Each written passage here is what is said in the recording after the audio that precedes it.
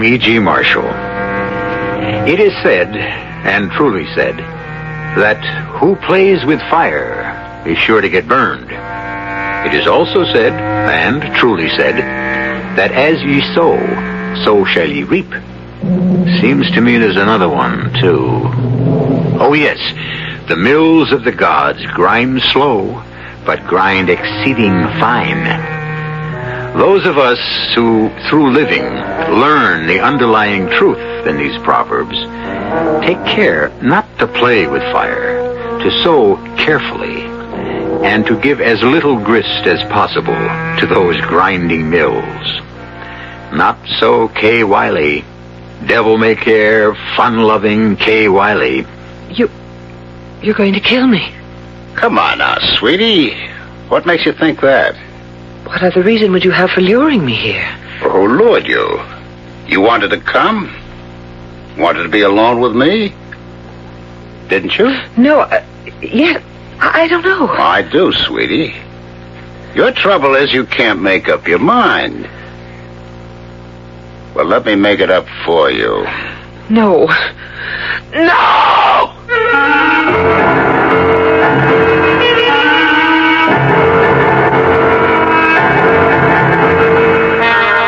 Our mystery drama, Death on Skis, was written especially for the Mystery Theater by George Lothar and stars Rosemary Murphy and Larry Haynes. It is sponsored in part by Anheuser-Busch Incorporated, Brewers of Budweiser, and Buick Motor Division. I'll be back shortly with Act One.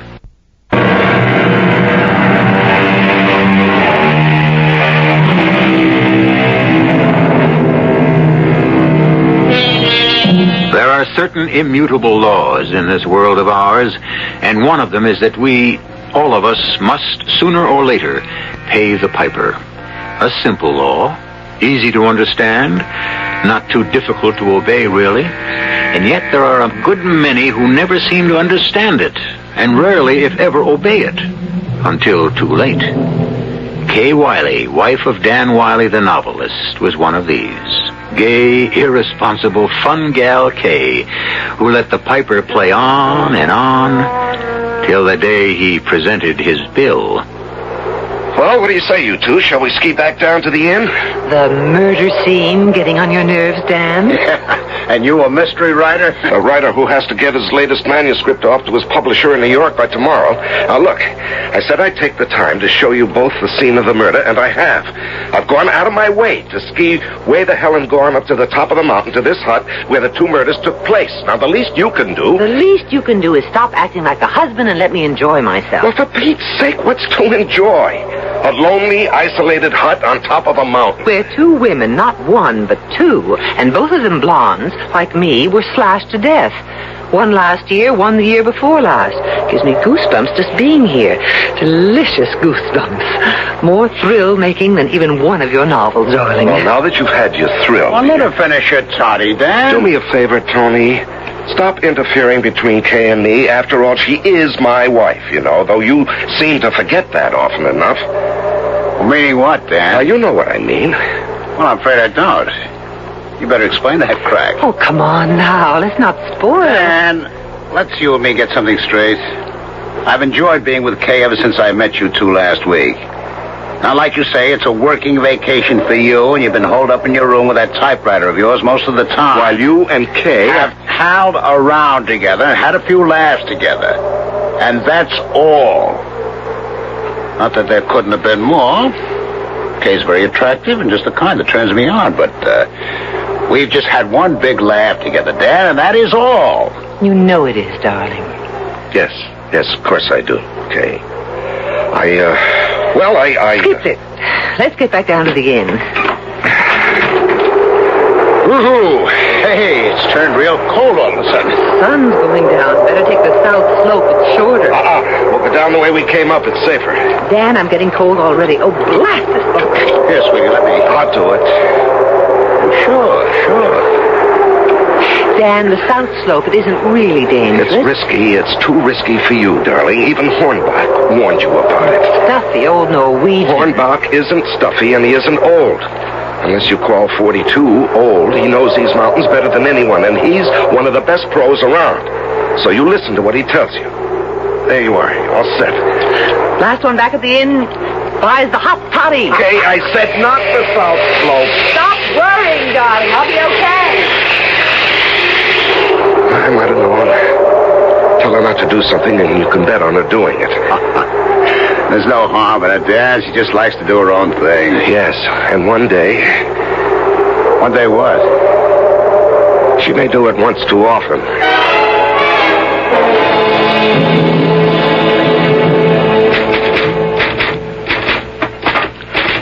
Dan? Dan? Okay, please. I'm trying to finish this last chapter. Last 2 pages, in fact. We're nearly an hour late for dinner already. Well, you go on. Well, go ahead. No, not after this afternoon. What this afternoon? Tony will see me alone at our table, and he'll come over. Well, what if he does? Oh, I get it. Kay, I'm sorry. I know there's nothing between you and Tony. You didn't sound that way up at the hut. Yes, I know, but... But what? Dan, we've been married nearly 3 years. I was 23, you were 38. I didn't think the difference in age mattered. You didn't either then. But now, is it beginning to? I don't know, dear. Somehow I seem to get older while you get younger. I'm not getting any younger. Well, you certainly don't act any older. You're as reckless and as irresponsible as what's the word I want? Spoiled? Childish? Will that do? Yes, I guess so. Taking the South Slope this afternoon, for instance. Kay, you could have been killed. But I wasn't. I was never more alive coming down that slope. To me, life is a dare, a risk. Unless you take the risks, you never really live. Well, there's something in that. But you can't go too far, Kay. You did this afternoon. You did a year ago when I came here to finish my last Minerva Twine mystery and left you in New York. So the horse didn't clear the jump. Well, you didn't have to take that higher jump. You could have broken your neck instead of your collarbone.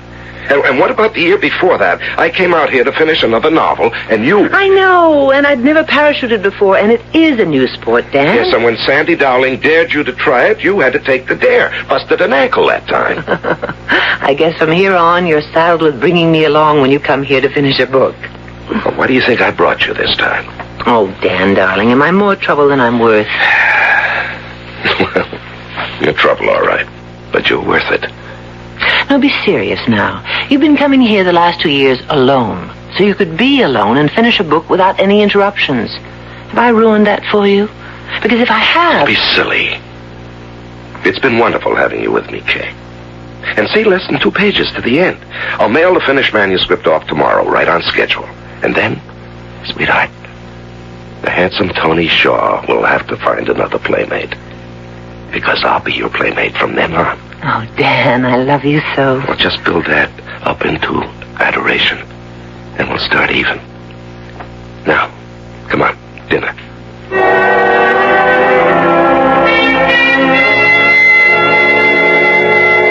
Indian Wells, Dan? All the way to Indian Wells just to mail a manuscript? What do you mean, just to mail a manuscript? It's Dan Wiley's latest Minerva Twine mystery. Yes, but the round trip to Indian Wells, it takes at least half a day. Why not mail it from the inn here? Well, that's too chancy, Tony. Indian Wells is a good-sized town with a good-sized post office. And Otto Hornbach, come and join us for coffee. No, I thank you. Oh, come on, sit down. I said no. Well, what's happened to our jovial ski pro? Something soured you, Otto? I know what soured him. You heard about me taking the South Slope this afternoon, didn't you, Otto? After I warned you, you weren't ready for anything that steep yet? I suppose he put you up to it? Tony? Him and his practical joke? Oh, ye gods, Otto. That was 2 years ago. You still holding that against me? It wasn't funny, and I don't forget easy, Tony. Tony, what did you do to Otto? Oh, he was giving me a lesson. I fell. Well, I pretended I busted my leg. Otto, you acted as if I'd broken my spine. Accidents are not joke, not to me. I see too many. I do not like practical jokes, and Mrs. Wiley, I do not like people to ignore my warnings. Otto, I'm sorry. Sorry is not enough. I warned you, but you went ahead anyway, and you could have killed yourself, like Mrs. Horner killed herself last year, and Miss Yates the year before that. Killed themselves.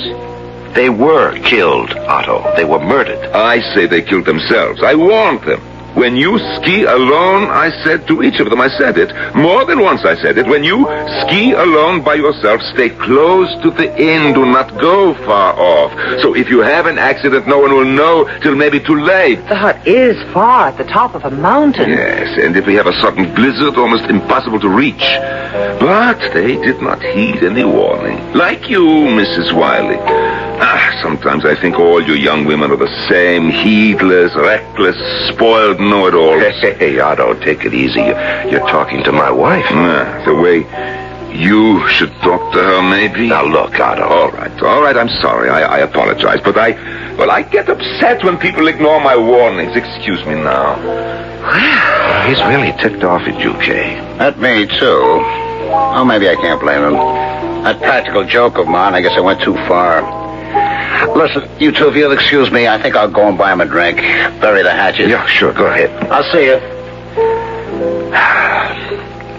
Otto's right, you know, Kay. So do me a favor, will you? You have but to command me, Matthew. Now, seriously. I'll be gone all afternoon tomorrow, and I want you to stay close to the inn. Above all, don't go near that hut. The scene of the crime, or should I say crimes? Why not? Just don't, that's all. Dan, you do sound serious. I am, very serious. But why? Oh, I know. The murders, those two gals hacked and slashed to death. They happened just about this time of year, didn't they? Yes. And you think another murder? It's possible. They never caught the murderer, you know. He's still on the loose. Okay, listen to me for once. I have a theory about these murders. I'm probably wrong, but if I just happen to be right, another murder could take place up there in that hut. And it could take place tomorrow.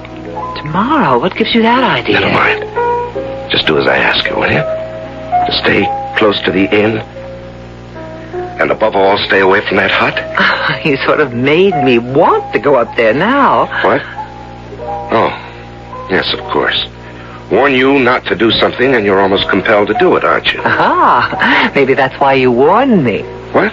So I will go, and who'll be waiting for me there with a big, sharp knife? But you. Kay. Well, didn't something like that happen in one of your mysteries? The one where the loving husband lured his wife into a trap and murdered her? You know, Kay, you're something else. There's only one place I've ever wanted to lure you. Where? Well, you know where. Come on, finish your coffee. And fast.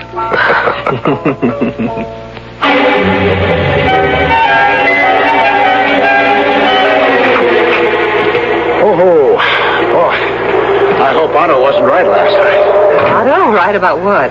Oh, about skiers getting caught up here on top of the mountain in a sudden blizzard. I'd say there's one coming from the look of those clouds out there and the force of the wind. Not to worry. If it starts snowing, we'll start right back down. On the south slope, no doubt? No doubt. How about opening the thermos and letting me have a hot toddy? I can use it. Oh, me too. Just being in this hut is enough to chill you. Because a couple of murders were done here? That scares you? Oh, I didn't say me. I said you. It doesn't scare me. Oh, maybe it ought to. Here, hot toddy. Thanks. Why? Why ought it to scare me? Well, you told me Dan warned you not to come up here to the hut while he was away. Right? Right. Because he thought another murder number 3, could take place today. Right? Right. Well, could be Dan knows something we don't know. Could be another woman, another blonde, is going to be slashed to death today. Me? You. Oh, what have I got to worry about? I'm with you. Precisely. What? I said precisely. You're here alone, far from the inn, in a hut that's been the scene of 2 murders, each at this time of the year. And you're here because a man you scarcely know, me, dared you to come.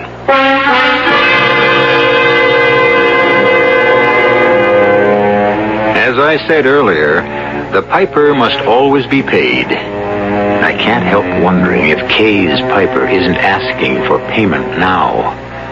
Payment in full. I'll return shortly for Act 2.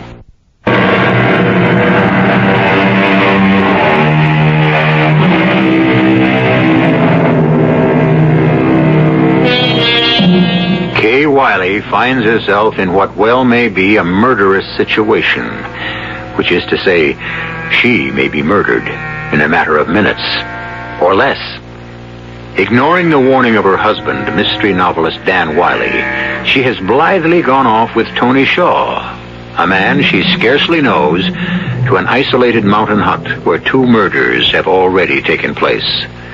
To judge from the look on Kay's face, Tony is speaking the truth when he says, Let me give you a refill on that toddy, Kay.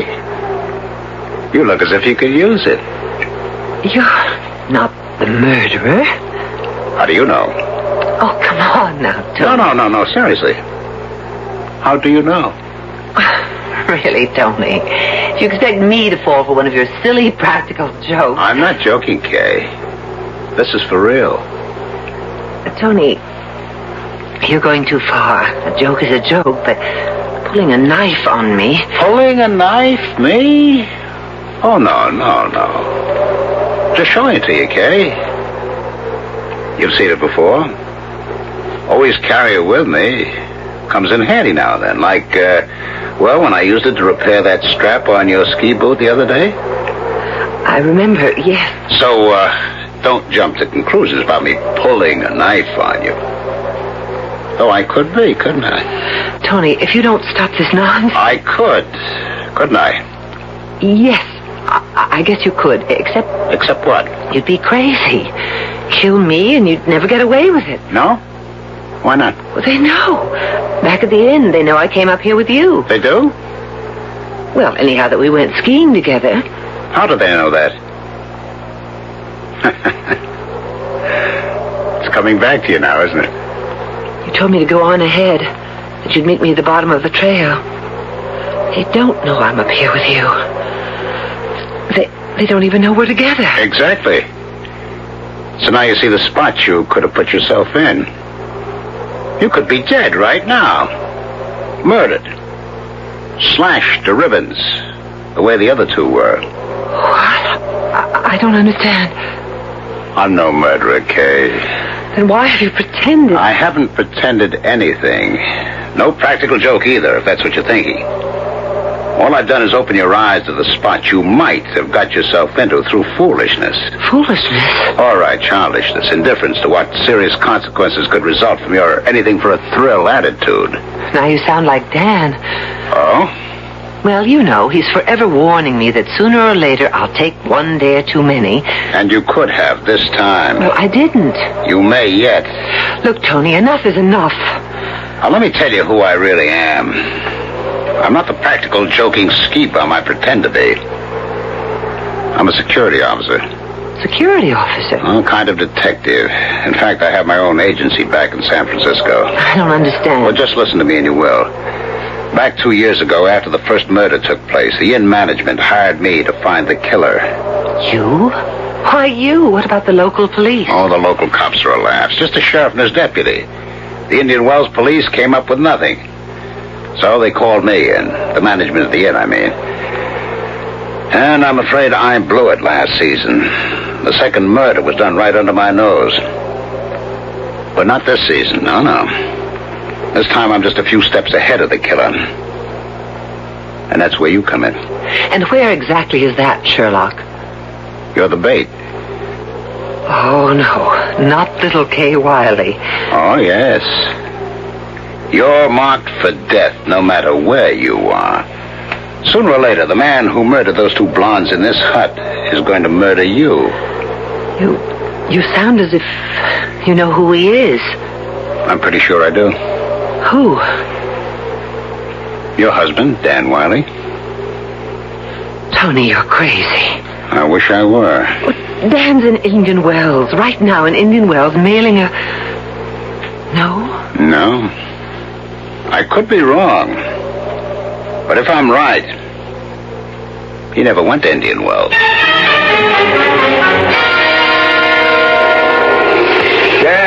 Dan Wiley, what are you doing out here on skis? I thought you had gone to Indian Wells. No, Otto, I saw you leave an hour ago. Drive off in your car. I changed my mind. I was going to mail a manuscript to my publisher, but Halfway to Indian Wells, would you believe it, Otto, I suddenly thought of a different ending, and a better one. This means you have to sit and write a whole new end? Yes, I'm afraid so.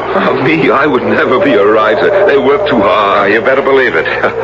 Seen my wife, Otto? She went off skiing not long after you left. Oh, anybody with her? No, she went by herself. And I tell you this, I warned her again to stay off the South Slope. Well, you can save your breath, Otto. I know. I'm telling you, lay down the law before it is too late. Show her who is boss, who wears the pants. Oh, it's nothing like that. Kay isn't bossy. She doesn't try to wear the pants or anything like that. She's just young and exuberant. You can tell Kay not to do something, and you bet she'll do it. Huh? Obstinate? No, just, I don't know, more like a child. Do you know where she is right now? I told you I don't know. Oh, well, I'd be willing to bet she's up at the hut, the murder hut. Why would you bet on that? Because I told her not to go there while I was away in Indian Wells. So you think she went? I'm practically sure she did. I will never understand women, never. No, me neither. Well, I'll see you, Otto. You going to meet your wife up at the hut? No, I'm going to meet a typewriter in my room. So long. So long. No, wait, Dan! Glad he didn't hear me, this wind. It's funny, though. If he knew she would go to the hut when he told her to stay away from it. It's funny. Which is why he deliberately warned you to stay away from here. So I'd come here? What kind of sense does that make? Kay, you all right? Yes. You've kind of knocked the breath out of me, Tony. I still can't believe... But you're right. Everything you've said is so true. In the few years we've been married, I never have got to know him, not really know him. He's married to that typewriter of his more than to me. And yes, he did come here last year and the year before, without me. Said he had to be alone to finish a novel. But this time he brought you along. Why? Did you insist? No, I'd never think of interfering with his work. No, he asked me to come. And when I said maybe it would be better if I didn't, he insisted. Figures. But I just can't believe... If I'm right, if Dan is the murderer, he'll show up here in a few minutes. And I don't want to be here when he does. All right, then, let's go. But, Tony, I just can't believe this of Dan, and I'm not going to. As I said, I haven't got to know him as well as I'd like, but good Lord, you can't be married to a man for nearly 3 years without knowing that he isn't a killer. And that's one thing Dan is not. I'd stake my life on it. That's exactly what you're going to do. What do you mean? I'm leaving, but you're staying here. Tony! He didn't go to Indian Wells. I'm positive he didn't. He knows you're here because he made a point of warning you not to come here. Now, look. You've got nothing to worry about. I won't be far, just up in that stand of cottonwoods. He won't see me, but I'll see him when he arrives. And then what? When he makes his move, I'll make mine. I'll be right outside that door when he makes it. What you're saying is when he attacks me with a knife. Exactly. Tony, I can't go through with this. You've got to if you want to help me catch him. I don't want to help you catch him. I mean... Oh, I don't know what I mean. He's my husband. I love him. I can't believe he's a murderer. Well, then you've got nothing to fear, have you? If I'm wrong and you're right, nothing will happen. Not a thing. But if it's the other way around... Well, then I think this time you'll get a thrill to end all thrills. I can't believe this is happening. Believe me, it is. Okay, I'm off. No, Tony, please, no. Come on now, Kay. I can't do this. I'm scared to death, Tony. If you don't believe Dan's the killer... I'd be a fool not to realize the things you've said are true. Tony, don't leave me, please. Please. Well, I guess I had you taped all wrong. What do you mean? Kay Wiley, who dare anything. Kay Wiley, who parachuted from a plane on a dare, jumped a horse over the highest hurdle. Oh, yes, I heard all about that. I saw you make the South Slope on skis yesterday. Yes, I've taken some dares again and again because... Yes, because what? Because I was afraid. Afraid? petrified. Tony, I'm the worst coward in the world. The daring Kay Wiley is a mask, a front. I forced myself to take dares just so I could prove to myself that I'm not a coward. But underneath, I am. And, Tony, this is one dare I can't take. I promise you, I'll be right outside waiting. If you don't take the dare, if you refuse to stay here and face him, you'll never know, will you? No. Whether he's a murderer or isn't. Oh, damn. What is it? There's somebody coming up the trail. Dan? I can't tell. Snow blurs everything. But it's got to be him. Now, look, will you stay? You've got no choice. You've got to find out. You've got to have the nerve to find out. All right, I'll see you. Tony! Oh, no.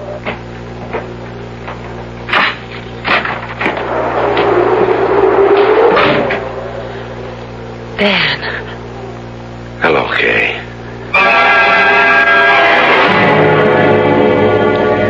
We can well imagine Kay's feelings as Dan Wiley enters the hut, proving Tony right. A curious situation. A woman facing the man she loves, her husband, not sure if he's a murderer. Certainly looks as if he is. And yet, well, we'll learn more when I return for Act 3.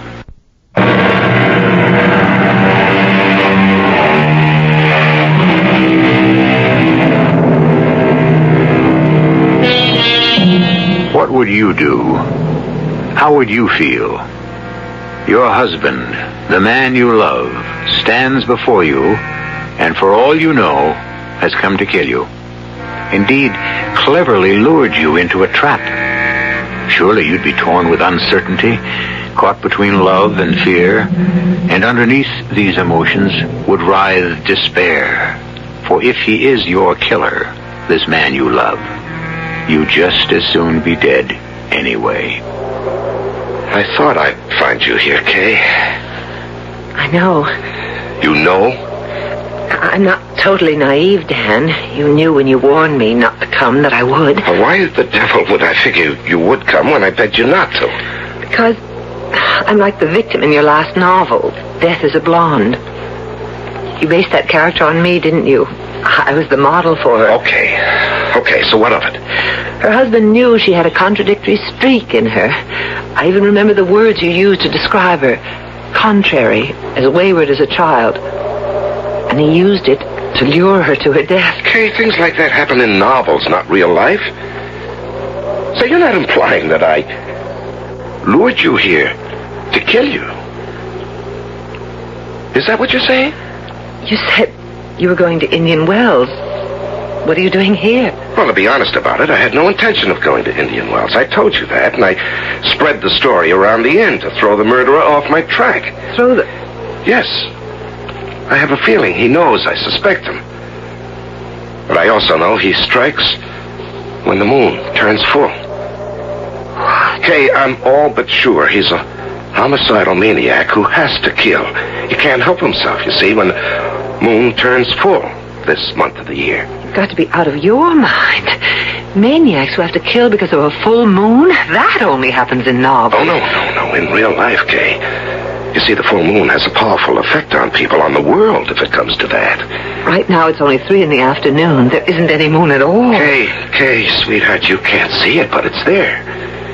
And according to the lunar tables, it turned full about 5 minutes ago. That's why I didn't want you to come here this afternoon. Now, coming here, you set yourself up for the kill, played right into the murderer's hands. What if I hadn't ignored your warning, hadn't come here? Well, he'd have tried to lure you here. You or some other blonde at the inn. Blonde? Yes, both previous victims have been blondes. And I'm sure the third will be, too. You seem awfully sure. Yes, I am. I'm very sure. And the way you're looking at me... Kay, you do think I'm the killer, don't you? No, Yes, you do. I can see it in your eyes. You're afraid of me. Good Lord, Kay, how can you be after nearly 3 years of marriage, 3 years of living with me? How can you be? And don't pull away. I don't know you. That's the trouble. I don't know you at all. What in blazes are you saying? Don't. Please, don't come near me. I am afraid of you. I don't want to be. It almost makes me ashamed because I love you and I want to trust you and should trust you, but... But you don't. Why not? Have I ever given you reason to distrust me? Why did you come here alone last year and the year before? Well, you know why. I know what you told me. That it was always a habit of yours before we were married. A habit to go off by yourself to finish a novel. Well, it is. Then why did you bring me along this time? Because you begged me to let you come along, and I finally gave in. What other reason would... Oh, wait a minute. Now I begin to see why you think... Yes, of course, that's it. I was here last year when the second murder took place, and the year before that when the first blonde got it. It isn't that, not that alone. Then what? I just don't know you. All day long, for 3 years, all day long, you've been in your office. Working. And half the night. I can't stop when it's going good. I know that, but it's kept us apart, keeps us apart, and that's why I don't know you. And don't know what I've been told is true or not. Whether you didn't go to Indian Wells for the reason you said, or another reason. What is it? You said, I don't know if what I've been told is true or not. Told what? By whom? Did you ever come here with someone? Otto Hornbach. Yes, I talked to him half an hour ago. He said you'd gone off on your own. Yes, I did. What, did you meet anyone on your way up here? Oh, I know. Hey, this is serious. Stan, you're hurting me. Then answer me. Did you meet someone? Did you come here with someone else? Yes. Tony Shaw. Damn it, was it Tony? Yes. Where is he now? You've got a gun. Be a fool to go hunting a killer without one. Now, where is he? Right behind you. Don't move. There's a gun in your back. Drop yours now. All right, pick it up, Kay. Don't do it there. Don't turn. All right, let me have it, Kay. Thank you. Now you can turn around, Dan. A knife. The end of the handle stuck in your back. You fell for one of the oldest tricks in the book, and you a mystery story writer. Well, at least I was right about you. Right about me? Look, I'll make a deal with you, Tony. Let Kay go. Kill me instead. Tony?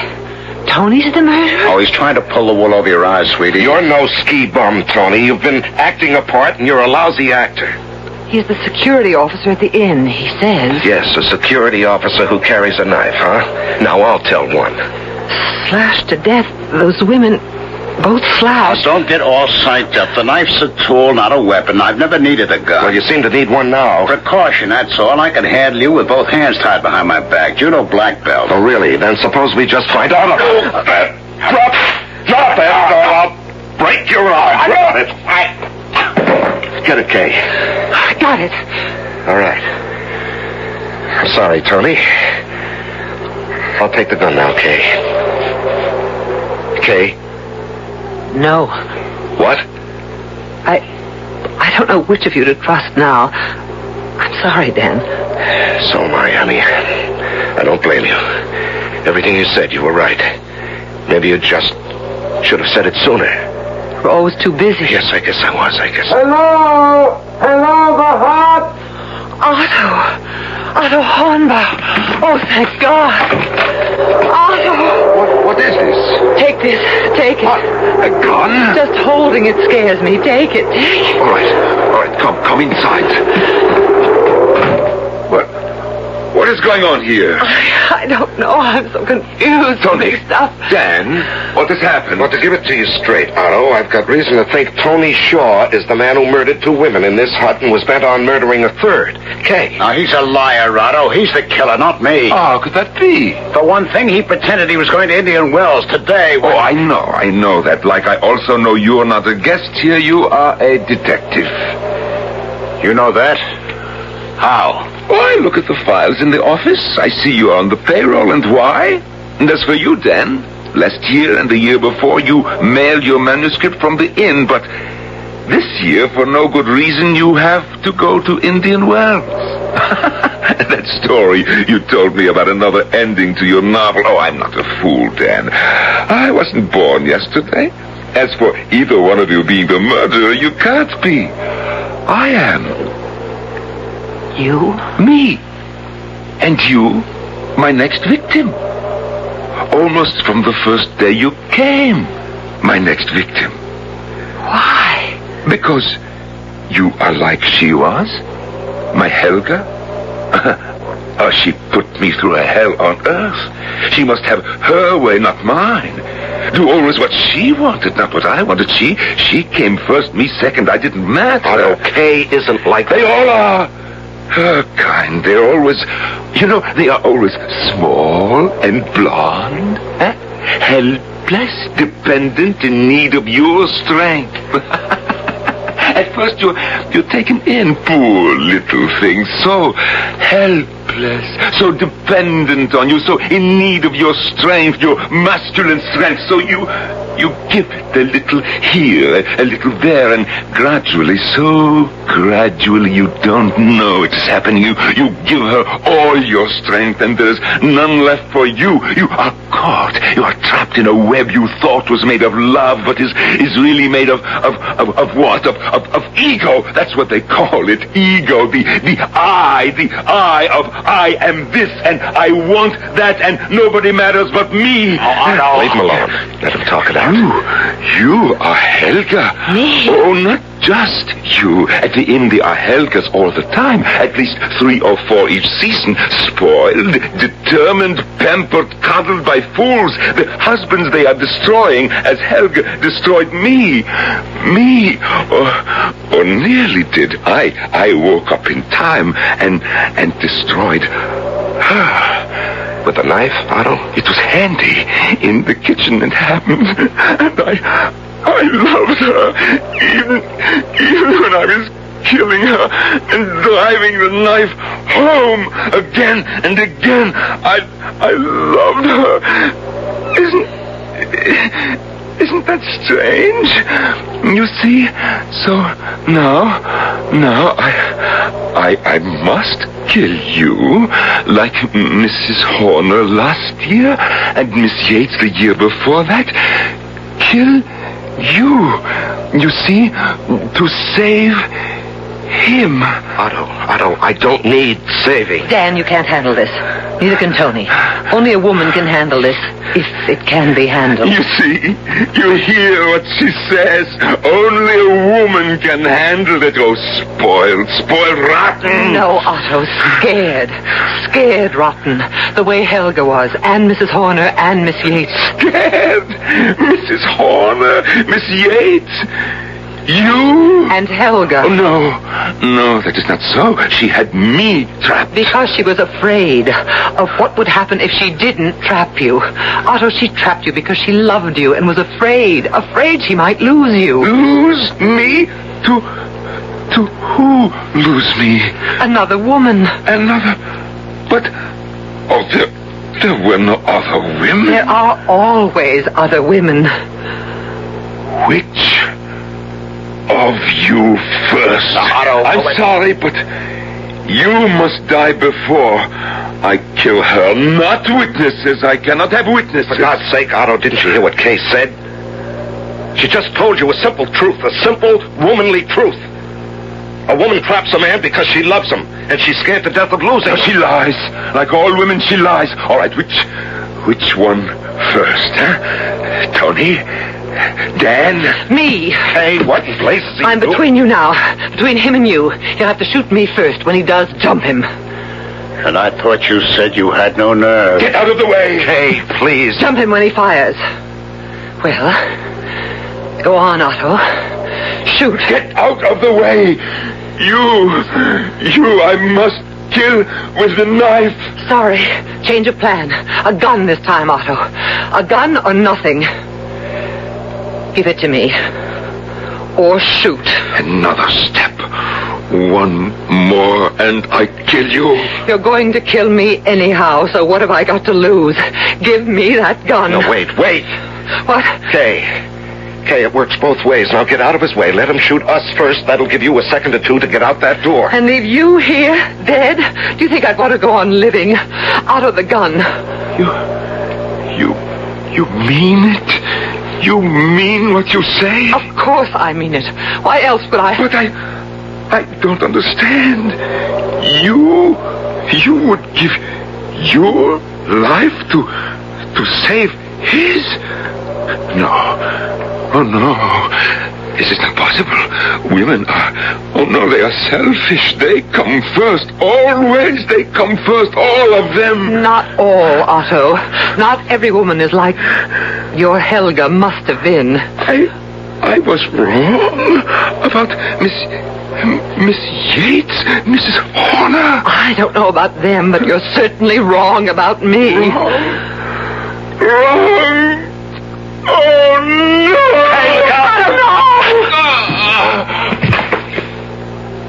Oh, my God. Kay? I'm all right. Better see to him. Crazy. Shot himself. Dan, is he... No, he's breathing. And we've got to get him down to the inn fast. I'll give you a hand. Kay, sweetheart. You saved our lives. Believe me, from here on, you can take all the dares you want, and I won't say a word. You won't have to, Dan. There aren't going to be any more. I just took my last.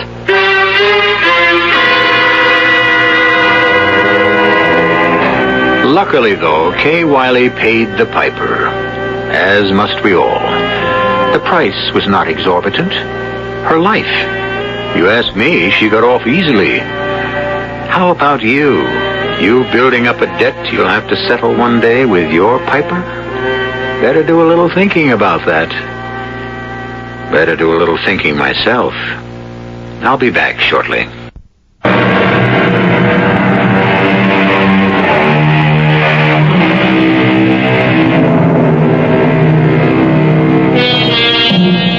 Otto Hornback, you'll want to know, lives comfortably today in a rest home. Tony Shaw is back in San Francisco. As for Dan and Kay Wiley, well, Kay doesn't take any dares anymore. She's much too busy bringing up the twins. Dan continues to be a very successful writer of mysteries. Incidentally, you needn't bother to buy his latest Minerva Twine mystery. You just heard it dramatized.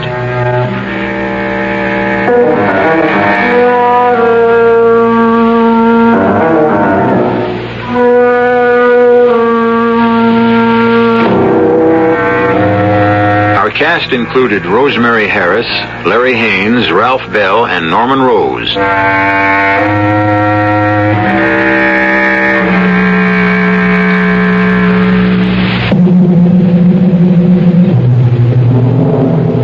The entire production was under the direction of Hyman Brown.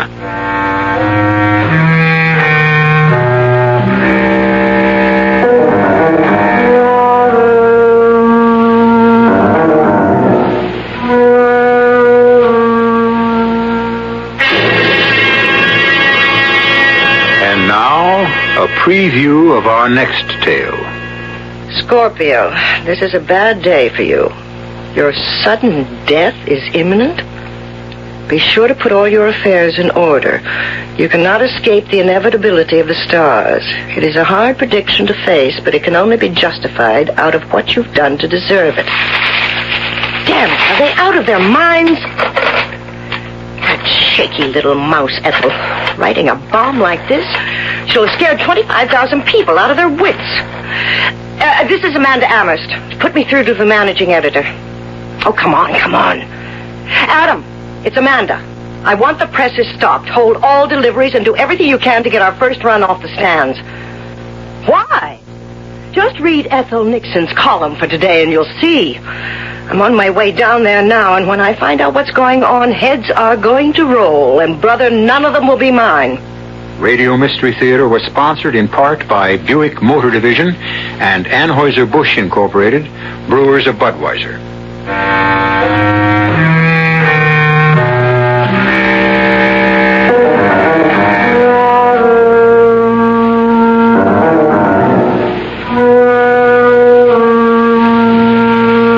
This is E.G. Marshall inviting you to return to our Mystery Theater for another adventure in the macabre. Until next time, pleasant dreams.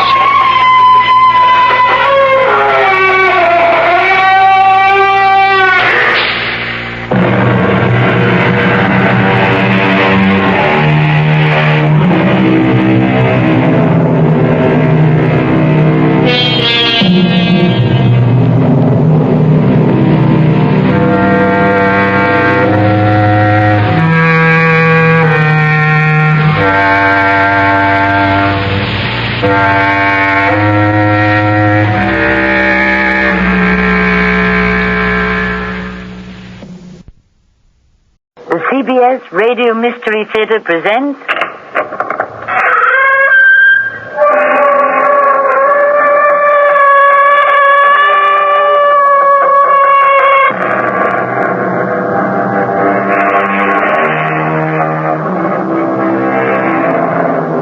Come in. Welcome. I am Tammy Grimes. I have a story for you of intrigue and murder, and a voice from the grave that cannot be silenced. Sound interesting? Man differs from his fellow creatures on this earth in that he cannot forget his lapses, his crimes. In a moment of passion, or even in cold, calculated plan, he will not be able to forget it, to erase it from his mind. His conscience, like a wound that will not heal, will stay with him to his grave. Or to insanity. Mark, are you awake? Yes. What time is it? Nearly 4 o'clock in the morning. I heard you tossing and turning as though you were having a bad dream. I was. A frightening dream. I heard a voice calling me. A voice? It was Lorraine's. I don't want to hear about it. No, wait. Don't run away. I want to tell you. I'll be sleeping in the guest room. Don't go off like that. Let me explain. I know what you're going to say, Mark, and I don't want to hear it.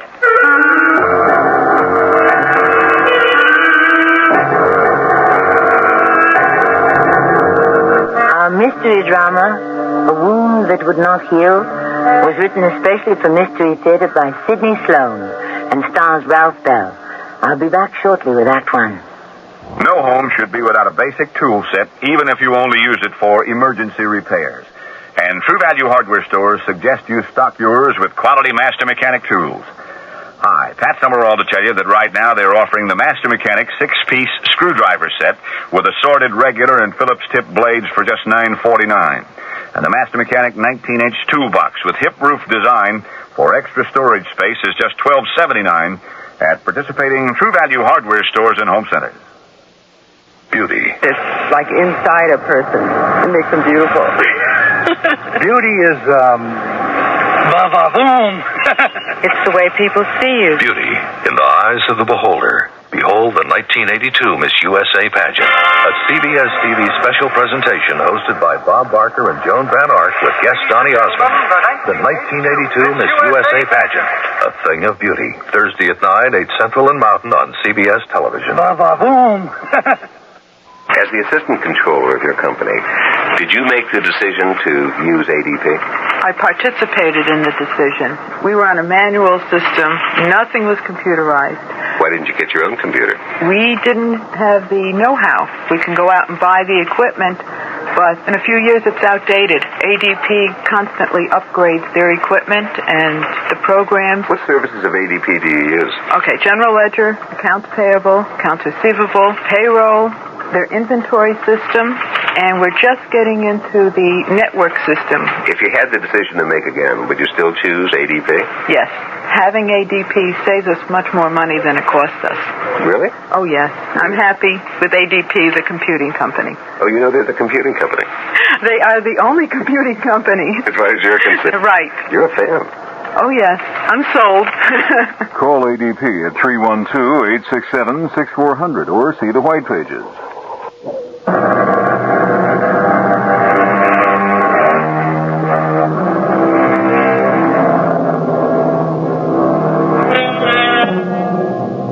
Mark Forsythe slept late. It had been a troubled sleep. He felt he was faced with an impossible problem. Something that would have to be solved no matter what the consequences were. As he came down the stairs the following morning, he remembered he had heard in his sleep the voice of Lorraine calling to him. It was a cry of anguish, a plaintive cry for help. Carol? Carol? I'm here in the kitchen, Mark. I was just going out to pick up the paper in the driveway. I've already got it. It's on the table. Coffee smells good. Want me to pour a cup for you? Yes, thanks. Look, about last night.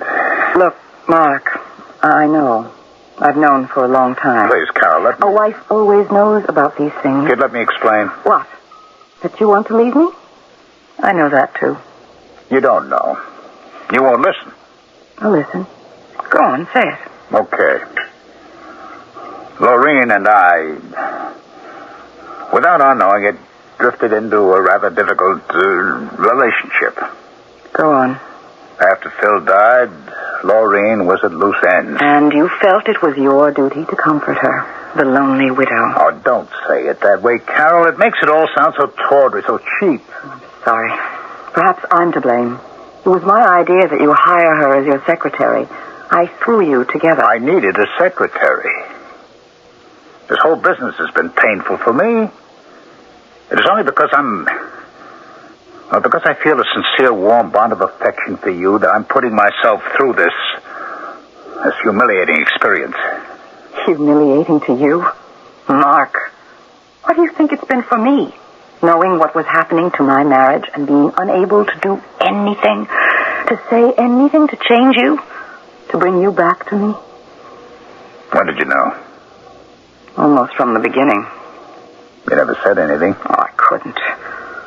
One day I heard you reading from the manuscript of your new novel. Lorene was listening. Your voice, your emotions were in that reading. The door of your study was open. I looked in and saw you, too. I saw her eyes glisten as you read. And I knew that it wasn't so much the story that moved her. It was the author. She was in love with you, and you with her.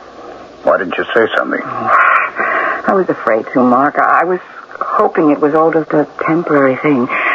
Something so trivial that it would blow away. I must tell you that it has all blown away. In a violent, angry tempest of words. It's over, Carol. Ended. What are you saying? Yesterday afternoon, I went to Lorene's apartment. I told her I couldn't leave you. Wouldn't. You told her? Yes, Carol. You and I are going to try to rebuild our marriage. Oh, how inane that sounds. Rebuild. We never had a good marriage. What you feel for me is gratitude. I wanted to marry you. I loved you. You didn't return that love, but you married me. You were grateful because I took care of you, supported you when you were trying to break into writing. I don't think you would have been able to do it without me. Without your help, I would never be able to make it, Carol, true. I said gratitude. That's all it ever was. You never loved me. I'll never leave you. No. Go to her. I'm sorry that I forced this stupid confession from you. I don't want to be tolerated. I'll get it. Yes, may I help you? Mr. Forsythe? Mark Forsythe? Yes. I'm Sergeant Dennis Gentry. Homicide. You see, said homicide? That's right. What is it, Mark? Mrs. Forsythe? Yes. What is it? You both knew Lorene Jessup? You said new, officer? Yes, sir. Mrs. Jessup is dead. Oh, no. Yeah, murdered. Last night. We'd like you both to come down and identify the body. Step in, please, Mrs. Forsythe. You too, sir. It's a bit chilly in here, but this won't take too long. I hope not. Will you both step this way, please?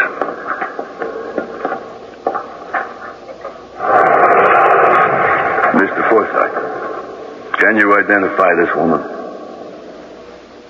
Yes. Yes, it's Lorene. It's Lorene Jessup. And you, Mrs. Forsythe? Yes. Yes, it's Lorene. May we leave now? Yep, that's all. Just one more thing. I will need your signatures on a statement that you have viewed the body and have identified it as that of the late Lorene Jessup. Is it necessary that we do this now? I'm afraid it is. It'll only take a moment. The form is all made out. We just need your signatures. And that is all? It is, for the moment. I don't know what the DA plans. The DA? Well, this is a murder, Mr. Forsythe. A brutal, premeditated murder. I was under the impression that Lorene had committed suicide. You hadn't given us any information other than that she was dead. Lorene Jessup was brutally slain. Now, we believe we have the murder weapon. A large, sharp pair of scissors. I see. I may as well tell you, Mr. Forsythe. You were not to leave this area without informing and getting permission from the DA's office. You were a prime suspect. You've been very quiet, Mark. Yeah. I'm disturbed by Sergeant Gentry's remarks. So am I. But there's nothing personal in them. He's a policeman. He's searching for the person responsible for the... Oh, I can't even say it. Well, don't. It's too terrible. When I last saw her alive, it's just yesterday afternoon. You said it became quite violent because you told her that you weren't leaving me. Yes.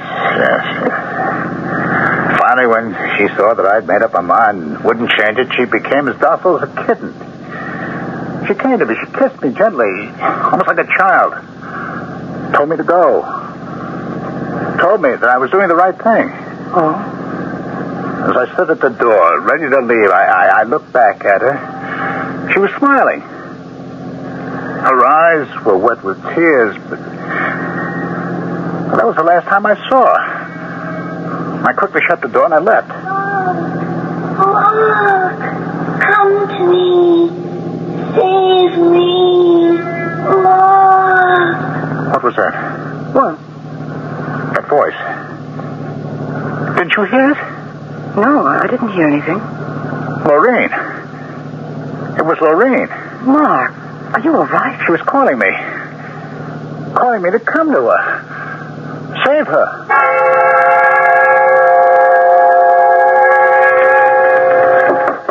Come in. Oh, Mr. Forsythe, you're very prompt. Come in. Thanks, Sergeant. Sit down, won't you? Thanks. You didn't bring your attorney with you? I don't need an attorney. I am duty-bound to warn you that it is your constitutional right to have legal help before you answer any questions. I waive my rights. I will answer your questions. Okay. I'll call in the stenotypist and we'll begin. Miss Norton, will you come in here, please? Yeah, the Jessup case. We're taking a statement. Now, I'll ask you again, when she starts recording your statement, whether or not you want an attorney to assist you. Your answer will be for the record. You understand? I understand. Come in. We'll start as soon as you're set up, Miss Norton. I'm ready, Sergeant Gentry. Good. Now, let's begin, Mr. Forsythe. You have a legal right to an attorney before you answer any questions that I may put to you. I understand. I waive that right. Very well. Now, you knew the deceased, Lorraine Jessup, for some time, didn't you? I was a good friend of her late husband. And after he died, you hired her as your secretary? Yes. Why? Why? She was very good at shorthand and typing, and I needed a secretary. Was that the only reason? That was the only reason. I must warn you, Mr. Forsythe, that we have read Lorraine Jessup's diary. I see. I fell in love with her later. When I hired her, it was only because I needed her work. I'm a writer. Yeah. I've read several of your novels. I'm an admirer of your work. Thank you. You were in love with Lorraine Jessup? Yes. And she was in love with you? Yes. You'd gotten in too deep, and you realized that you loved your wife, and you tried to break it up. No. That isn't the way it was at all. I loved Lorraine. She loved me. I never felt about anyone before in my life the way I did about her. Oh. Then you didn't love your wife. I shall not answer that question. Okay, now, you saw Lorraine Friday night, the 10th of February. Isn't that correct? What time did you arrive at her apartment? 7 o'clock, approximately. And she opened the door, and you entered? I opened the door myself. She was asleep on the couch. You had a key to her apartment? Where did you get it? She gave it to me 6 or 7 months ago. May I have it, please? I don't have it. I haven't had it since Friday when I last used it. Have you looked for it? I searched all my pockets. It's gone. I see. Can you relate what happened when you opened the door of Mrs. Jessup's apartment last Friday night? Well, as I said, she'd fallen asleep on the sofa. Lorraine. Darling. Oh, Mark. Oh, it's you, darling. Oh, what a wonderful way to be awakened by a gentle kiss. You didn't say you were coming to see me this evening. I had to talk to you. Something very important. You've spoken to Carol. Oh, you said you would, Mark. Look, Lorraine. I've come to a decision. You know how I feel. You know that I love you. I don't like the sound of it, Mark. I'm afraid of what you're going to say. Lorraine, I can't just pack up and leave her. Please, understand. Oh, no. No, don't say any more. I won't listen, Mark. I love you and I need you. You said you would go away with me. I believed you. I owe her so much. All the success I have, I owe to her. But you don't love her. You love me. Me. When did you leave her apartment? About 30 minutes later. It was nearly midnight when I returned home. I drove around trying to get hold of myself. Was your wife waiting for you when you returned? Yes. She could see I was upset. She didn't ask me where I had been. She knew. I see. And you went to bed? Yes, but first I had a sandwich and some milk. And slept soundly? No, not soundly. I woke several times. I was disturbed. The decision I had made upset me. And Friday night, sometime before 12, was the last time you saw Lorraine Jessup alive. I've heard her voice. What? I've heard her voice calling to me, begging me to help her. Mark, come to me. Save me, Mark. There. Did you hear it? Did you? Hear what? Her voice calling to me. I didn't hear anything. Don't you see? I'm responsible for her death. I could have saved her, but I let her die.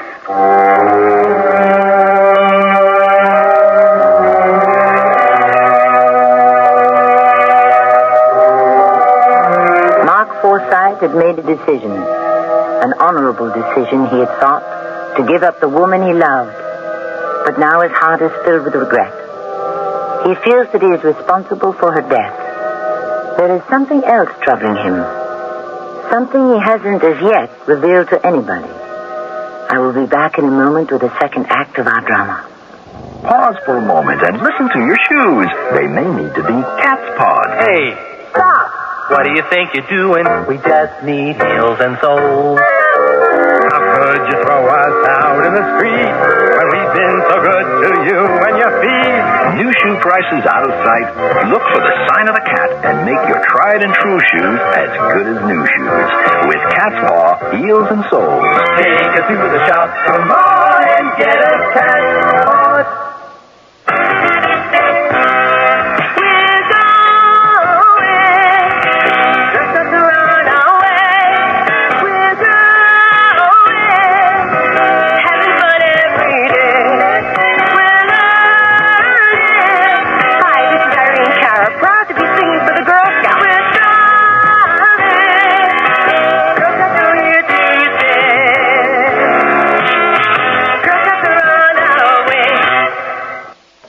What's happening in the art world today. Don't miss Art 1982 Chicago at Navy Pier. Chicago's world-class International Art Exposition returns to Navy Pier May 14th through the 18th. On display will be the works of 2,000 outstanding artists, contemporary and old masters. Come simply to browse or add to your art collection. All works in this museum-quality exposition are for sale.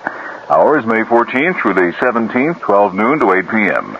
May 18th, 12 noon to 6 p.m. That's the Chicago International Art Exposition at Navy Pier. Do you know me? American Express does. In fact, they never leave home without me.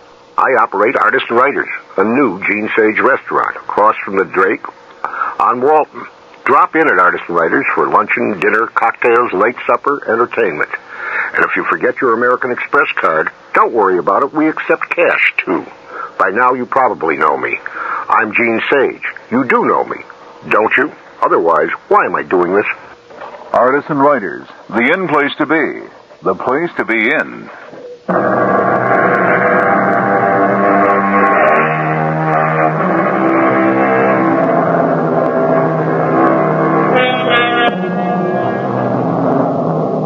The police are faced with a puzzling case. Lorene Jessup has been brutally murdered. Mark Forsythe, the prime suspect, has behaved very strangely. First, he has waived his right to legal help when he was interrogated, and then he suddenly tells Sergeant Gentry that he hears the voice of the dead woman calling to him. The police are at a loss to understand his motives. Good evening, Mrs. Forsythe. Who is... I was just coming to visit with you. Oh, I see you're going someplace. Sergeant Gentry, you remember me. Yes. I was going to the supermarket.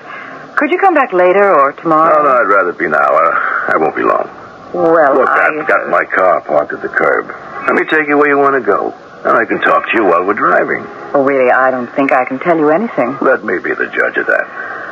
Oh, very well. Here, I'll open the door. Step in. Now, where's the market? Straight ahead. You'll see it on the right, less than a mile. That night when Lorene Jessup was killed, what time did your husband come home? You knew he had been to see her earlier, didn't you? Yes, I knew. He came home about 8:30. 8:30, huh? You had dinner waiting for him? He wasn't hungry. He was too upset to eat. Not even a glass of milk and a sandwich? No, nothing. He just fell on the bed and slept. Well, he didn't go to bed. I mean, he didn't undress? No. I distinctly remember his sleeping fully dressed. I took off his shoes while he slept. I see. And then you went to bed? No, not right away. Perhaps an hour or so later. About 10? About 10. No later. Did he sleep soundly that night? No. I heard him tossing and turning. I heard him call out several times. Could you make out what he said? Not from the other room. Well, you were not sleeping in the same room? No. Could you understand what he was saying when you finally came to him? I mean, came into the room where he was sleeping? He was still asleep, but quite agitated. He said something about Lorene. I couldn't understand anything but her name. I woke him up. Was he still dressed? Yes. I had removed his shoes earlier, but he had put them back on. Didn't you think that strange? Yes. I asked him why he had done it, but he seemed too confused to answer me. It rained very heavily that Friday night. Rain, sleep. Were his shoes wet? Oh, he hadn't gone out. Were his shoes wet, Mrs. Forsythe? No. I don't know. I didn't notice. I see. Come on. Hey, this must be a shopping center. Thank you. Thank you for giving me your time. I know what you're thinking, Sergeant Gentry, but you're wrong. My husband did not go out again after he came home. I'll swear to that. Thank you, Mrs. Forsythe.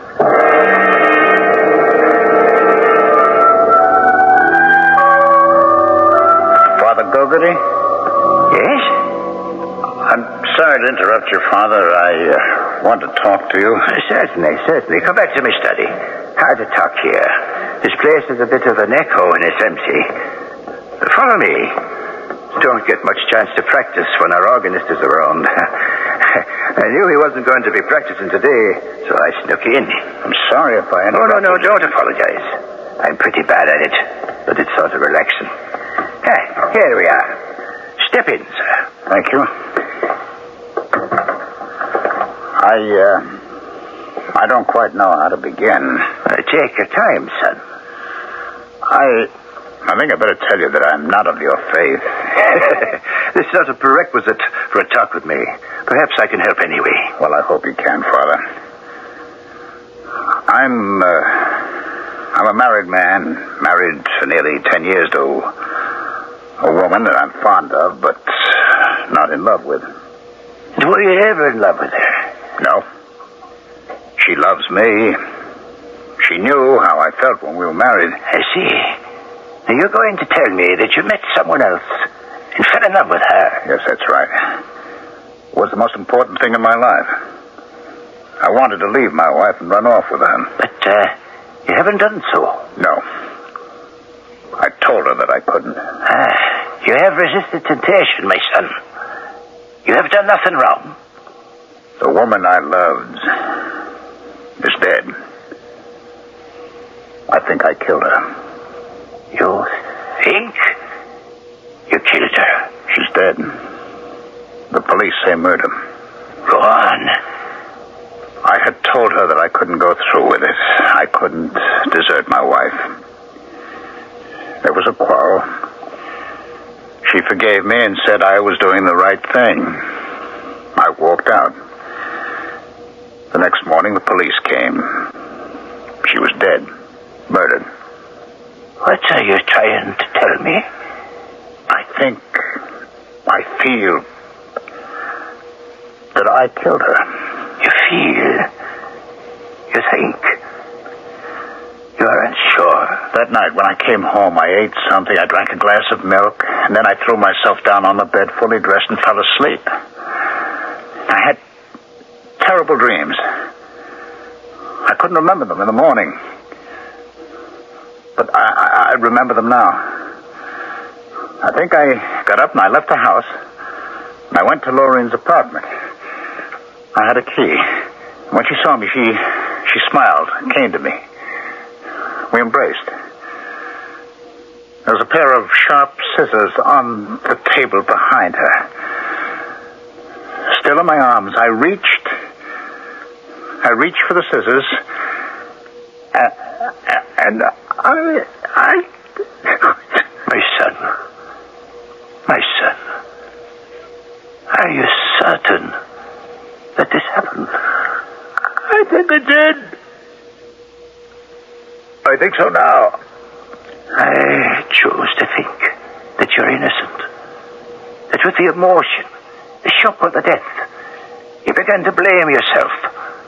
And then to believe that you had actually committed the crime. I would like to think that, Father, but I have one piece of evidence that convinces me. I hear her, Lorraine, calling to me. You hear her? Mark, come to me. Save me, Mark. There. Her voice. You hear it? No, my son.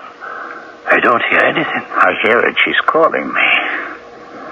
What are you going to do? I'm not quite sure. Go to the police, give myself up. I don't believe that they will accept your confession. There's no motivation. You love the woman. You were leaving her. She wasn't leaving you. Why did I get up and go to her house? You're not sure of that. It's all in your mind. Father, my shoes were wet and muddy. The next morning I found them by the side of my bed. I had gone out that night.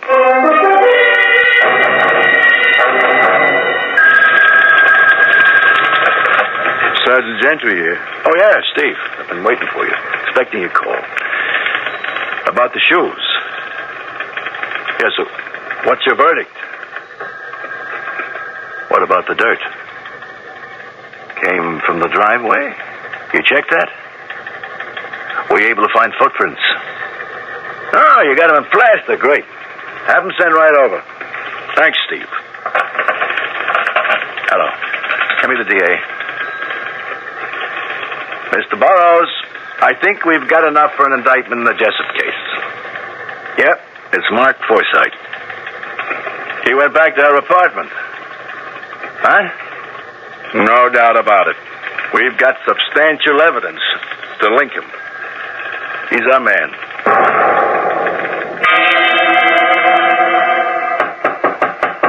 Come in. Am I disturbing you, Mark? No, Carol. I'm not doing anything. Sergeant Gentry called. Did he? He wants to come over. I can guess why. By the way, Carol, whatever happened to my heavy brown shoes. Well, he took them several days ago. Gentry, huh? Yes. He said he would return them. When? After the trial? What are you talking about? Don't you know that those brown shoes will be a very important piece of evidence in my trial? Trial? You haven't been arrested, charged. I will be very soon. Probably this very afternoon. The shoes are incriminating. The shoes I wore that Friday night. You know, didn't you? I knew. Did you hear me get up, go out? I'd never tell anyone if I did. But I'll tell. I'll tell the whole sad story, how I got up, got the car out of the garage, drove to Loren's apartment house, went in and... Please, Mark, please. I killed her. I loved her.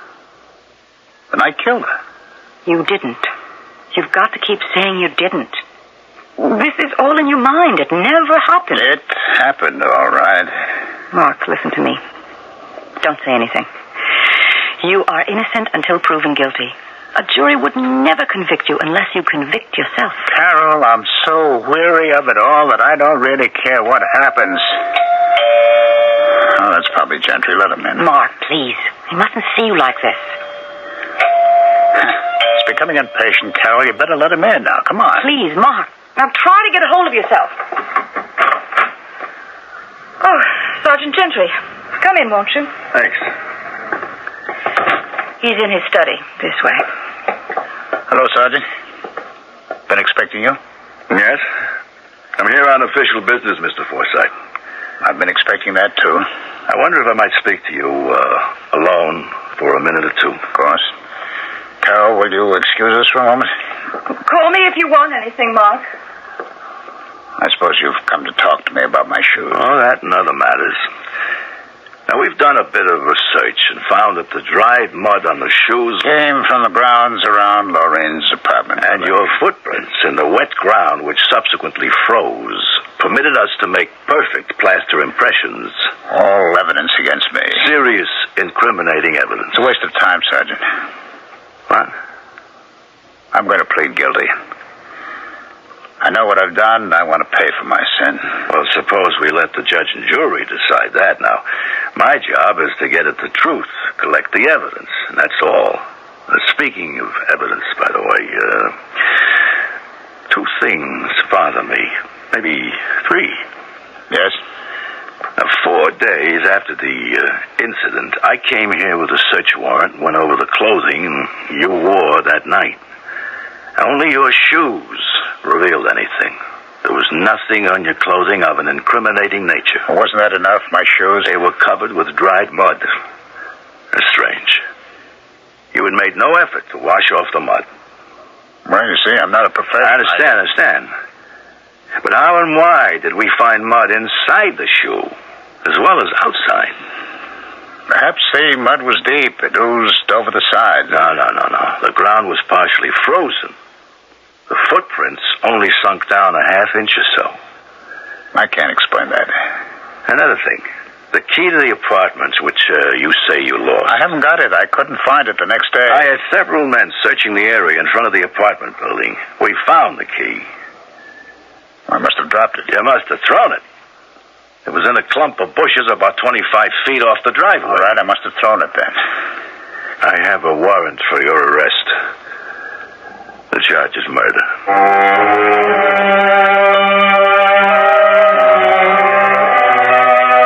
Mark Forsythe is convinced that he has committed murder. He is so certain that he has done it that he won't make a move to save himself. He wants to pay for his crime. He has refused to listen to those about him who have doubts about his guilt. He hears the voice of the woman he had loved calling to him, and he only has one wish, to join her. I'll be back with Act 3 in a moment.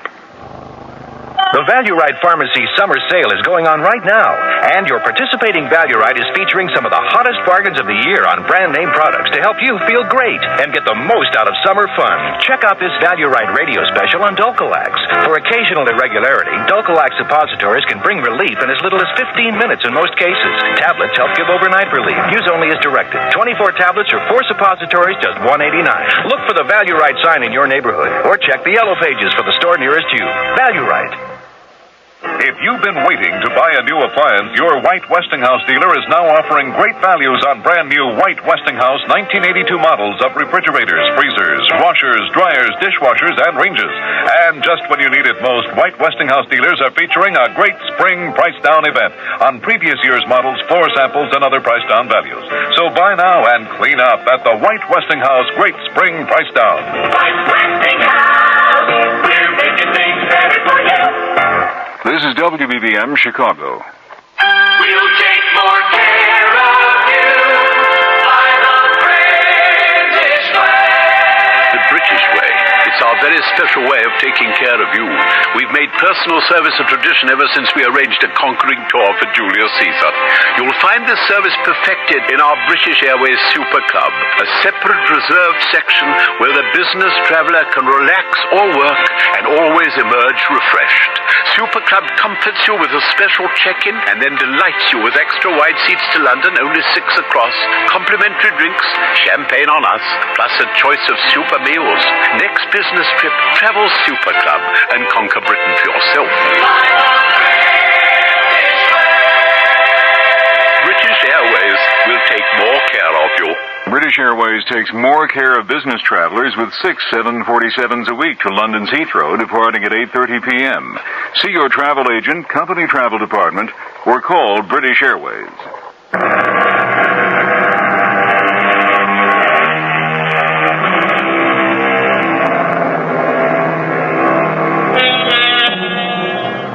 The case against Mark Forsythe is not as clean-cut as the police first thought. First, the motivation is lacking. Why should Mark want to kill the woman he loved?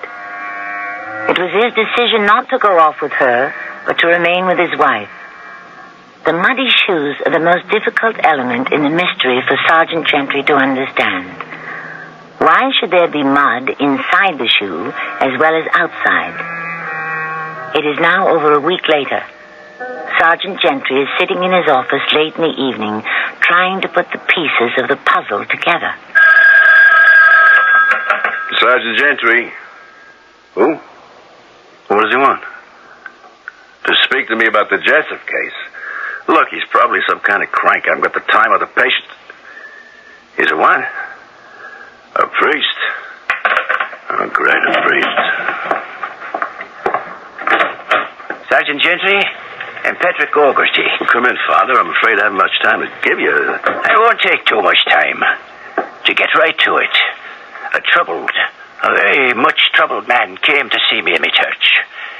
He was in need of someone he could talk to. When I read about him in the papers and saw his picture, I knew it was him. Mark Forsythe. That's right. It was him, all right. So what did he tell you? I'm not at liberty to divulge what someone has given to me in the confessional. He confessed to you? Indeed, he did not, sir. Well, if he didn't confess to you, what's the purpose of your visit? The purpose? The purpose is to tell you that the poor man is innocent. I am a very astute judge of human nature, Sergeant. I listened in my time to a lot of outpourings of the heart and soul. He is innocent. I know it. I feel it. Well, unfortunately, the law doesn't work on hunches. Mark Forsythe will be given a fair trial. Father, thank you for coming. I'm not a betting man, Sergeant, but I'll bet that I'm right. And you're wrong. How much? Money? I would never bet money against my principles. So what then? I'm extremely fond of Irish coffee. There's a little place I know of where the coffee is superb. I'll bet you a glass of Irish coffee, Sergeant. Mr. D.A., Sergeant Gentry here. You got the Jessup case on the calendar yet? You have. Look, could I have your permission to take another look at it? Yeah, I know you're satisfied you have enough evidence. Well, I have got a couple little worries I would like to put to bed. Going over the statements, I find a few discrepancies that bother me. Yes, sir. I won't bring them to your attention unless I believe them vital to the case. Bye. Sergeant, are you sure it's all right for me to talk to you? Our lawyer advised me not to talk to anybody. Oh, of course, it's your right not to talk, but I'm trying to help your husband. The DA's got his case all together, and he's going to prove that Mark Forsythe is guilty. And you don't believe he is? I'm honestly beginning to think that he is innocent. I think that he has been maneuvered, brainwashed into thinking that he did it. Now, you can walk out of my office, not say a word. Or you can listen to what I'm going to ask you. And answer, if you can. I'll stay. Good. Here. Right here on page 2, I asked him what time he left Mrs. Jessup's apartment after the quarrel. And he said, and I'm quoting, he said, I don't know the exact time that I left. It was nearly midnight when I returned home. I drove around trying to get hold of myself. Now, in your statement, you said he came home about 8:30. Statement? I don't remember making a statement. Well, I taped what you told me when I drove you to the supermarket that morning. It was completely unofficial. It was to help me remember. I should have told you I was taping your answers. I think I'll go now. No, please. One more question. Now, I asked your husband about the shoes he wore that night. Now, you told me that he'd come home and thrown himself on the bed, that you had removed his shoes. Yes. Then you told me that when you came into his room later, he was wearing the shoes. He was. Now, in his statement to me, he said that the shoes were on the floor next to the bed.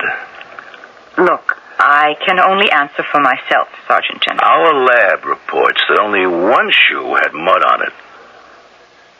The other was absolutely clean, not a hint of mud. I can't answer that. Now, I don't know why only one shoe had mud, the other not. There was mud on the inside of that shoe as well. Well, what does that mean? Excuse me. Hello, Gentry here. Who? Just a moment. It's your husband's lawyer, Mr. Helms. He heard you were here. He wants to talk to you. Okay. Hello?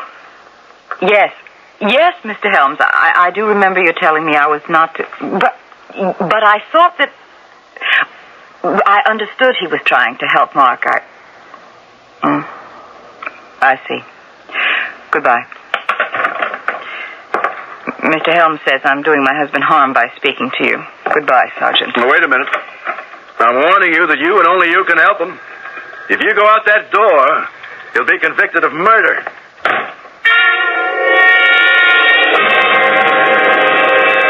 We find the defendant, Mark Forsythe, guilty of murder in the second degree. Just calling, Mr. DA, to offer my congratulations on your victory. What? Well, I wouldn't mind a promotion. Could use the extra money. Sure. Only I would not like to get it on the Jessup case.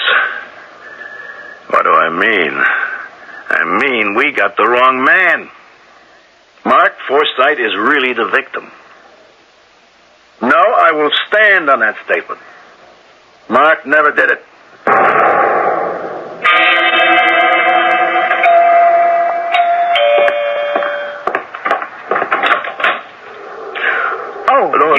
Don't shut the door, please.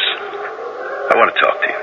Look, I haven't much time. I'm packing to go away. This won't take 5 minutes. Surely you can spare that for Mark's sake. Come in. Thanks. You killed Lorraine, didn't you? You have no right to ask that question of me. You would like to tell the truth. You've held it back so long. Now, wouldn't you feel better if you could tell the truth? Wouldn't it ease your conscience, Mrs. Forsythe? Why don't you go? Leave me alone. To go all your life with that secret in your heart. You have your tape recorder running, don't you? Oh, no tape recorder, nothing. I don't trust you. What makes you think that I killed Lorene? Mark has confessed to it. He pleaded insanity. The jury didn't believe him. How can you even think that I might have done it? The shoes. Mark's shoes. Mud on them from the section of ground next to the driveway. Now, why should he conveniently step off the pavement so that he could get the incriminating mud on his shoes and in his shoes? Do you know how he happened to get the mud on the inside? I'm not answering I'll you. tell you. You put on his shoe over your shoe to make the footprints in the wet ground. Your shoes had mud on them. No, get out. Get out of my house. While your unsuspecting husband was lying on his bed in a drug stupor. You lie. Drugs that you gave him in the milk he drank when he came home. No. Oh, yes, Carol, yes. So he'd be asleep while you went with his key to Lorraine's apartment. You bought a big, shiny pair of scissors sometime before at the hardware department of the supermarket. You brought the scissors with you that night. You let yourself into Lorraine's apartment. Now, she heard you. She came into the living room. When she saw you standing there with the sharp scissors pointed at her, she called out, "Save me, Mark. I need you." She cried out, screamed. I was afraid someone would hear her. She turned to run away. I ran at her, and she was lying there on the floor, hardly moving. It was blood. You knew she was dying. You went out quickly down the stairs. You didn't take the elevator. Once outside, you felt safe. No one had seen you. You had the key to her apartment in your hand. You threw it away. Yes. You came back to your home here. You went up to the bedroom where Mark was still asleep. You tried to slip the muddy shoes on Mark's feet. He began to wake up, so you dropped them beside the bed. Yes. Carol, could you have gone the rest of your life with that bloody secret in your mind and heart? It was starting to haunt me. I began to think I heard her voice, as Mark did. Mrs. Forsythe, I'm going to arrest you for the murder of Laureen Jessup. It's my word against yours. I'll say you contrived it all. Made it up to fit the situation. Mark is convicted. A jury of 12 men and women convicted him. He admits he did it. Now he knows he didn't. Mark Forsythe, come into the room. Miss Norton, come in. Mark! Miss Norton, did you hear what Mrs. Forsythe said? What she admitted? I heard, Sergeant Gentry. 2 witnesses and me, Mrs. Forsythe. Mark! I can hardly believe it. You'd be capable of anything so evil. Oh, Mark, forgive me. I loved you. I wanted to keep you. Miss Norton, call Father Gogarty and tell him to meet me at that coffee house of his. And tell him I'm buying.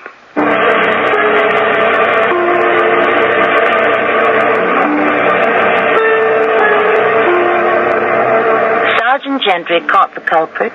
He did a fine job. But what would have happened to Carol Forsythe if she hadn't been caught? Could she have gone through the rest of her life with that burden? Shakespeare said, "Thus does conscience make cowards of us all, and the native hue of resolution is sicklied over with the pale cast of thought." The burden would have been too much for her. I'll be back shortly. Do you have cash you'd like to invest sensibly? Then you should know about Dreyfus Liquid Assets, the money market fund that combines your money with that of other investors to earn the kind of high interest rates large investors enjoy. Start with as little as $2,500. Then make additional investments as low as $100. With Dreyfus Liquid Assets, your money, or as much of it as you need, is yours whenever you need it. Phone for it, write a check for cash, or to pay your larger bills. You keep right on earning till the check clears. No charge or penalty for withdrawal. No sales fee, not even a charge for the checks. Today you owe it to yourself to earn as much as you can on your money. Call today, 800-228-5000 for a prospectus, including management fee, charges, and expenses, and a clear, concise explanation of how Dreyfus Liquid Assets helps you get the lion's share from today's money market.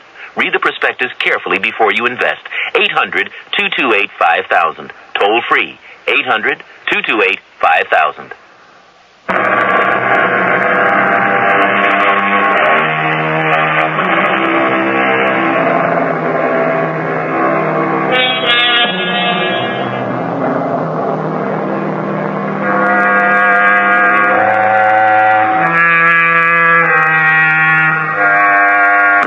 Forsythe walked out of the house that had once been his home. Everything was over for him. The woman he loved was dead. The world was an empty place. And then he heard Lorene's voice calling to him, telling him she still loved him, that she still needed him. Our cast included Ralph Bell, Cynthia Adler, and Bernard Grant. The entire production was under the direction of Hyman Brown. And now a preview of our next tale. Of course you're not afraid. Oh, I must have been dreaming. Well, just tell me what it is you're not afraid of. I'm not afraid of...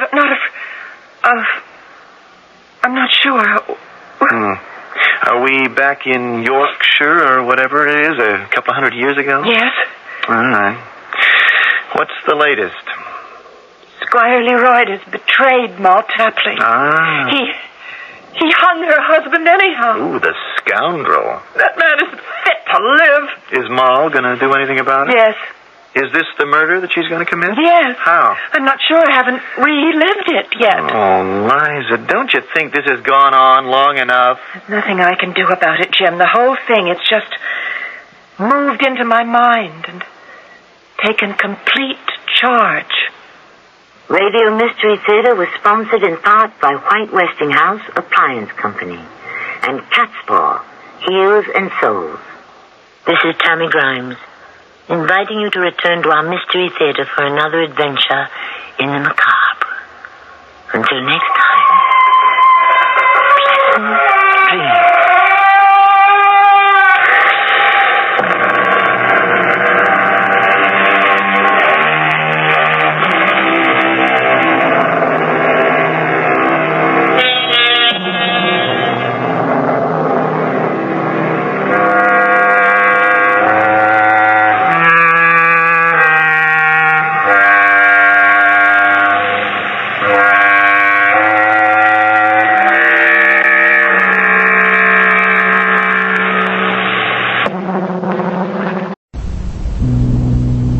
Mystery Theater presents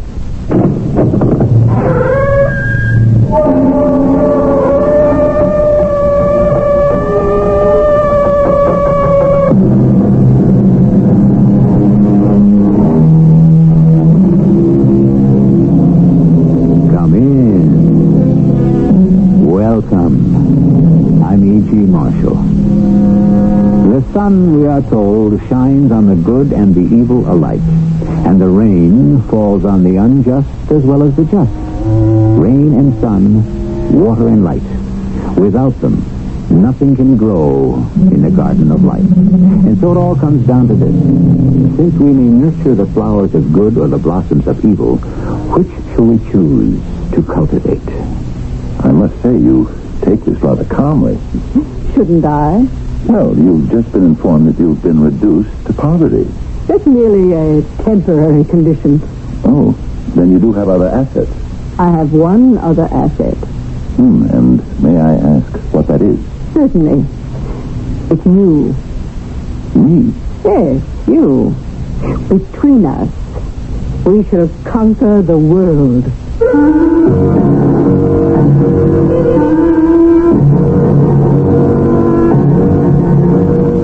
Our mystery drama, Virtue is Its Own Reward, was written especially for the Mystery Theater by Sam Dan and stars Fred Gwynne.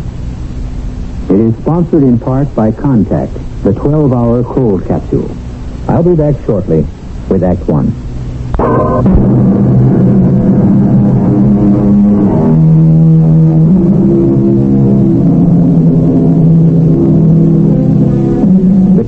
For today's little sermon is provided by Mr. Robert Burton, who was a contemporary of Mr. William Shakespeare, and no mean phrase maker himself.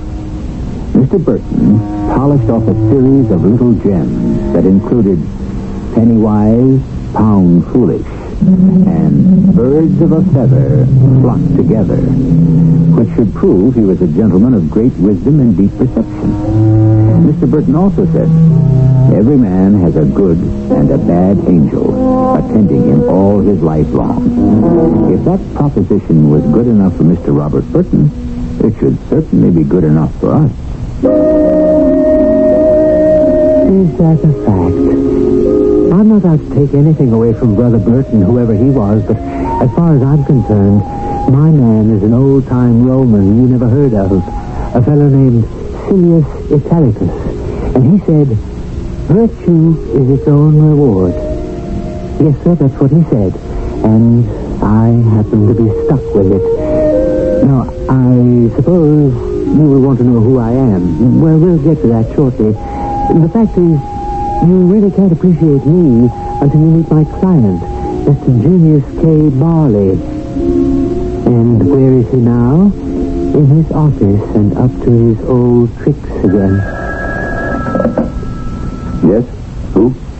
Yes, Miss Minzer. Miss Minzer, after he's in here a couple of 3 minutes, ring my phone, will you? What for? What do you care what for? Just ring the phone. I don't pay you to ask questions, just to follow instructions. Now, send him in. Women.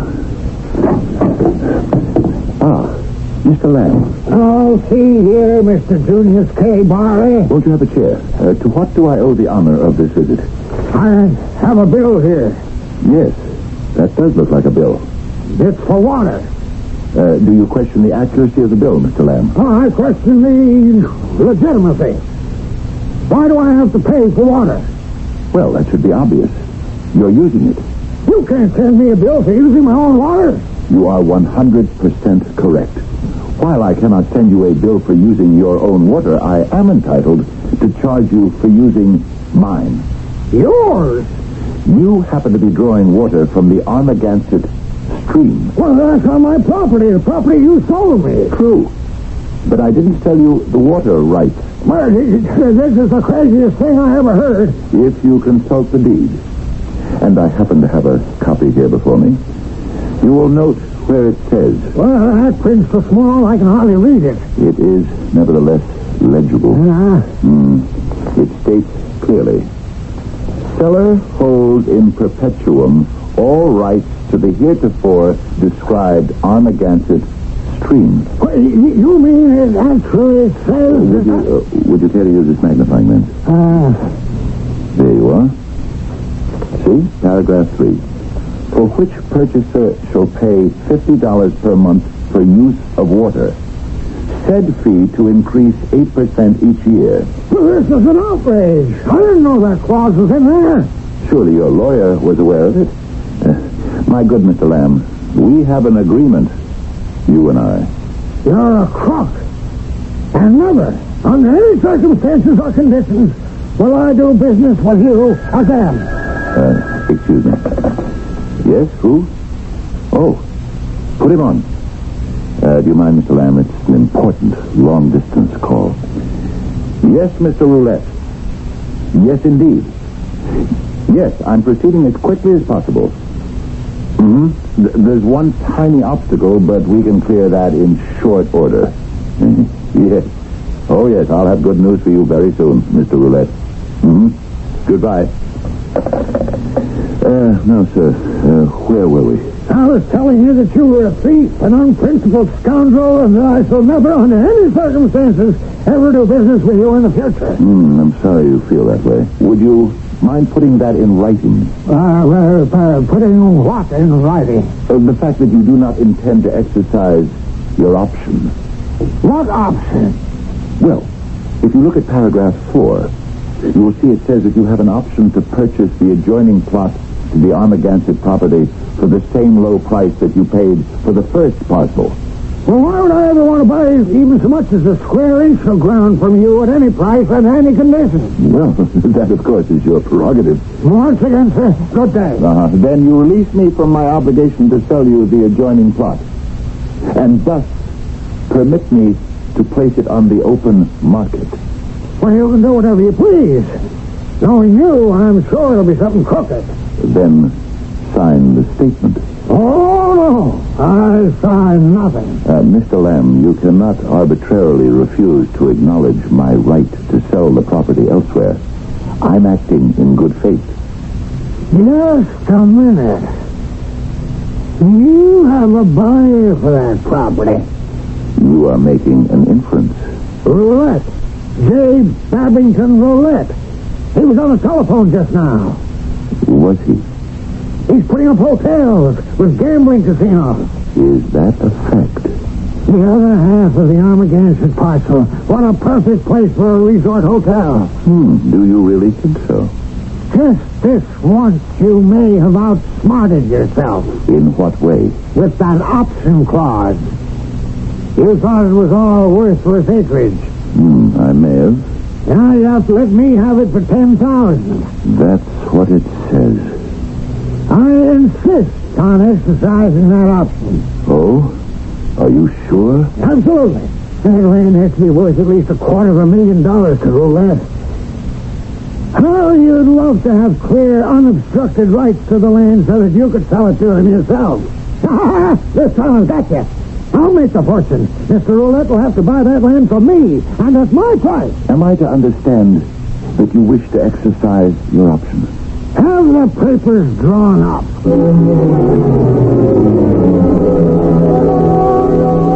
That's my client, Julius K. Barley. And who am I? Remember when the fellow was talking about the good angel and the bad angel that attends every man his whole life long? It so happens that I am Benjamin Benign, Mr. Barley's good angel. And I don't have an easy time of it. I'm usually on the carpet for the way I handle Mr. Barley. My supervisor, Mr. Nimbus, lives and breathes the rule book. Mr. Benign, I have a report here concerning Mr. Barley's latest escapade. But, Mr. Nimbus, it isn't exactly an evil deed. No one forced Mr. Lamb to buy that second parcel of land. Mr. Barley implied there was an eager buyer for the property. Mr. Barley never said so directly. Mr. Lamb chose to make the inference. The fact is, you cannot cheat an honest man. But the fact is, Mr. Barley cheated Mr. Lamb on the first transaction. All the conditions were spelled out in the agreement. In small print. But it wasn't illegal. It was done with the intention to cheat. What have you been doing to keep Mr. Barley honest, upright, virtuous? I've been trying very hard. He goes from bad to worse. I suppose I'll just have to try harder. I wonder if you're qualified to handle this assignment. I never lost a client yet. That's true. Yes, that's a fact. I had the computer read out of your activity since the beginning of time. Well, that should mean something. It could mean you never had a client that the other side really wanted. We have no way of knowing if that's true. We do now. You see, Mr. Benign, we have received a report from our intelligence. The other side has replaced Mr. Barley's current operative. I can't believe that. It means they think he has the potential to go all the way. Oh, not Julius K. Barley. I don't think there's any real harm in him. They've called in their ace, Nick Hellborn. Nick Hellborn? Yes, Nick Hellborn. After a while you get to know the competition. And as they were putting in Nick Hellborn on Julius K. Barley, it was proof they thought he had terrific potential. Nick only worked presidents, kings, dictators, robber barons throughout history, only the top people. And it was Nick Hellborn who had turned them into men of evil. Mr. Nimbus, don't replace me. You must admit you haven't been aggressive enough. Yes, but now that I've got some real competition, it'll kind of spur me on to greater effort. We won't make a change just yet. But you'll have to show some positive results. And soon. Results. That's all they care about. I wish he'd give us a little more ammunition. The other side offers them wine, women, and song, or, as someone put it, power, health, and pleasure. And what can we give them? I said before that we generally know the competition and they know us. I ran into my opposite number, Nick Hellborn, or Maybe he ran into me. What do you say, kid? Hello, Nick. Sorry, I'm going to have to put an end to your batting streak. Don't be too sure of that, Nick. I guarantee you this. Junius K. Barley is going to be my main man. We'll see about that. I like your spirit. But you don't know who you're talking to. I work the cream of the crop. I had Attila the Hun. I owned Machiavelli. Yes, I know all your credits. And Junius K. Barley is the exact kind of character. I say he isn't. Oh, I'm sorry, but all the signs are there. And he's got the appetite. He's ready, and I'm ready. You won't get him. That's what this game is all about, isn't it? To see who has the last word. The last word. What is the last word? We know it's a concept that puzzles many philosophers. For in truth, the last word is the word that has yet to be spoken. And in a world that has no beginning and seemingly no ending, who can identify which word was first and which will be last? Hopefully, we may make some progress in that direction in our second act.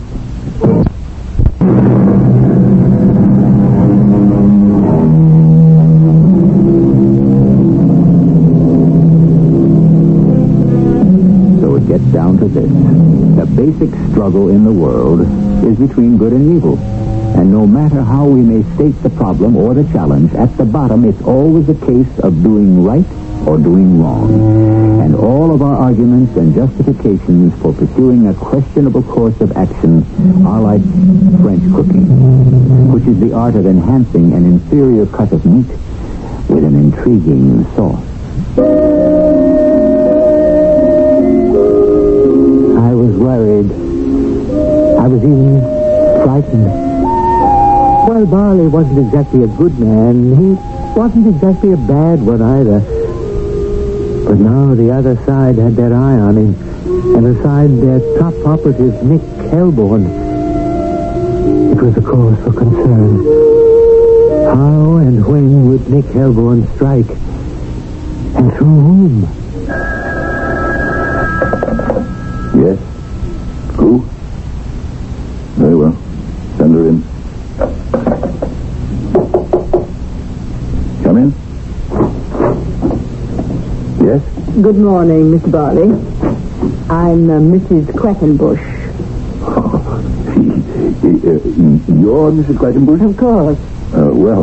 Somehow I hadn't pictured someone like you when my secretary announced your name. You hadn't? Well, you hardly look like someone named Quackenbush. Well, that's my name. Cynthia Dolly Quackenbush. The very sound of the name calls to mind an elderly, a more mature type of woman. But I'm happiest when everyone calls me Dolly.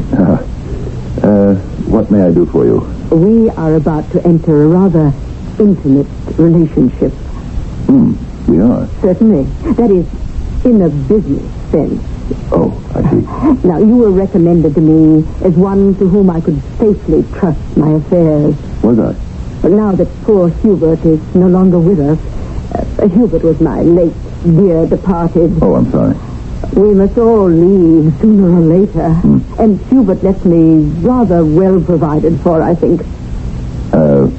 You think? Well, you would have to evaluate the investments and so forth. Now, you must excuse me. Oh, of course. And I'll make a complete study. Will you do that? I'm due for lunch with the Baroness Duval. The Baroness Duval. Oh, you mean the famous French divorcee? She's a dear friend. I always use her apartment when I'm in Paris. Do you? Yes, I'll try to analyze your portfolio as soon as possible. Oh, no rush. See, I'm leaving tomorrow for Washington. Biff is doing a command performance at the White House. Biff? Valentine Turkus. Oh, you mean the great violinist? Well, Biff's a dear friend, and he always makes sure the gang's invited to come along. When do you think you'll be back in town? Well, that's hard to say. See, now, tomorrow's Thursday, and we're all going to the Costa del Sol for the weekend. You mean the Costa del Sol in Spain? Yes, it's been discovered. Those sorts go now. But these are democratic times, so what can you do? Yes. Then you'll be back next week. Next week? Oh, that's an eternity away. When will you return? Eventually, my dear. Eventually.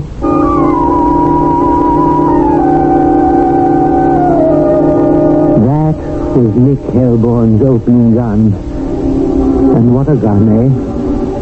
Dolly sparkled with delight and glowed with promise. And every word she said touched the nerve. She was raising the curtain on a new, fantastic world for Junius K. Barley. And what did I have to fight her with? Whom did I have to fight her with? Supper's almost ready, Junius. Yeah. Oh, I'm sorry I didn't get home till late. Oh, it's all right. Oh, I had such an exciting day at the school. Did you? I finally think I've been able to reach the Everett boy. Mm-hmm. Little Artie Everett, I do believe he'll be able to read any day now. Mm-hmm. Did you have an interesting day? Routine. Oh, poor Junius. Darling, what kind of life is it? You just handle pieces of paper. You forget many of those pieces of paper are money. And the object is to make each of them create more pieces of paper. Mm-hmm. If you can do it. You can do it. You can do it very well. Actually, what? Actually, there are those people who say you can do it too well. Now look here, Ruth. Everything I've ever done is legitimate and above board. Oh, I'm sure of that. Business is a battle of wits. The idea is to get all you can from the other fellow, because he's out to get all he can from you. And if a fellow isn't as smart or as clever as you are... or as ruthless? Yes, ruthless. That's part of it. But where can it lead? To success. Oh, is it any fun? Fun? It's all just dead pieces of paper. There's no warmth, no human touch. Oh, darling, I'll tell you what let's do tonight. Ruthie, I'm really tired. Why don't we go to the community house? What for? I could teach the girls swimming, and you could coach some boys basketball. Why don't we do that some other time? Well, everybody has to try to help out in this world. Yeah, sure. Later. Did you bring home the evening paper? I see it. Junius, please listen to me. Mm-hmm. I'm listening. Well, I feel that we were put here to... I don't want to sound preachy, but there's so much to be done. And you know something? People like you and me, we have to do it. Are you listening? Yeah. Of course. Do you know why? Because we're lucky. We're fairly young, strong. You make good money. Maybe you think sometimes it's not enough, but what is enough? Will you look at this? The Baroness Duval. Who? Here's her picture. What am I doing in America? That's what she's saying to the reporter. I have come here to have lunch with a friend. And? And that's it. She flies here from Paris just to have lunch? Why not? She can afford it. Can she? Oh, I'm sure she has plenty of money. Oh, I'm sure her pocketbook can afford it, but can her conscience? Oh, what are you talking about? Well, to spend thousands of dollars on some trivial foolishness. Oh, well, maybe it's not so trivial or unimportant to her. She could do so many better things with her money. You just said the magic word. Her. It's her money. And she can spend it any way she pleases. She has that right. She does? She stood there, just looking at him. It was an old argument, and she never got the better of it. But what other ammunition could I give her? Like I said, the opposition has all the big guns. Ruthie wasn't tall and willowy like Dolly, nor did she have long, lustrous black hair or gleaming red lips, nor was she full-bodied, and yet gracefully slender like Dolly. Dolly was definitely going to be my problem. Well, Mr. Benign, we have just become aware of Dolly. I know all about Dolly. And what are you doing about her? There's only one thing I can do within the restrictions placed upon us. Yes? I can only strengthen Mrs. Ruth Barley. Strengthen? I can only make her as attractive as possible. No paint and powder in this or any other world could hope to make Ruthie Barley as attractive as Dolly. We can only hope for the best. I think I'd better call in your replacement. Why? Perhaps he could try some other tactic. Such as? Well, Mr. Nimbus, you know as well as I do that there simply isn't any other tactic. All we're allowed is the one tactic, the single method. And if it doesn't work, we're finished. We lose another one. Oh, I prayed we would be able to keep Julius K. Barley. Oh, I'll admit I was being selfish. I was thinking of my own record. But it was more for his sake than mine. It wouldn't have been all so bad if I didn't keep running into Nick Hellborn. Kid, I'm disappointed. About what? Oh, I expected more of a tussle, if you know what I mean. It's all too easy. You think so? You don't have Junius K. Barley yet. I've got him all wrapped in a package and tied with a bow. I could remind you not to count your chickens. You could. I could also tell you that you can't sell the skin of a bear that's still in the woods. And you know what I can tell you, kiddo? Anytime a guy starts spouting proverbs, it's a sign he's whistling in the graveyard.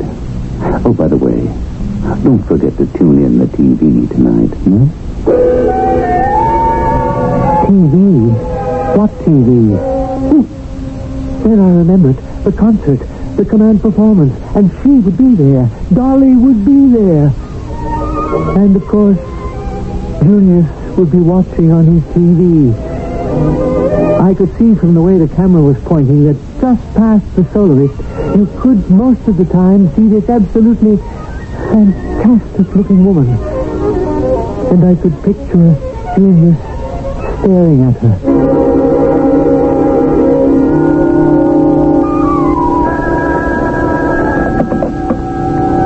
Yes? Oh, yes. Yes. Have her come in. Immediately. Oh, and Miss Minder, I do not want to be disturbed. Darling, darling, give me your answer, do. Oh, my dear Junior. Won't you please sit down, Dolly? Thank you. I saw you Thursday night. Thursday night? Now, what was I doing Thursday night? Seems ages ago. You were on television. That is, I could see you while the recital was on at the White House. Oh, darling, this command performance. Didn't you just adore the way he played? Well, to tell you the truth, I didn't hear him. Why not? Was there a problem with the audio on your set? No, I just kept looking at you. Oh, are you sure that was wise? Please, forgive me. For what? I don't even know why I said that. Oh, well, then we should strike it from the record. Dolly, I've been waiting for you. I have some news. Oh, what sort of news? Very serious news. I've been trying to think of a way to tell you. But just tell me, that's all. No, I can't do that. Why not? Because this isn't the kind of thing you can just say in so many words. But if it needs to be said... Oh, yes, it needs to be said. There's no way at all to avoid saying it. Then I'm waiting. Why don't we all wait? After all, if it's good news, it can keep. And if it's bad news, we should be in no hurry to hear it. Of course, it can be both good and bad. That is, good for Nick Hellborn and bad for our good angel, Benjamin Benign. Or vice versa. Well, we'll get all the news as usual when the curtain opens on Act 3. From Chicago.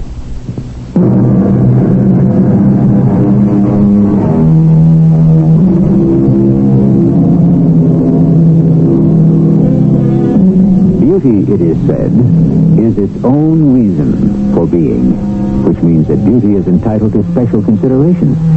Beauty is always being preserved and protected. A beautiful lady in distress is always sure to draw a crowd, which proves beyond all doubt that if you have a choice of being beautiful or homely, you shouldn't hesitate for one moment.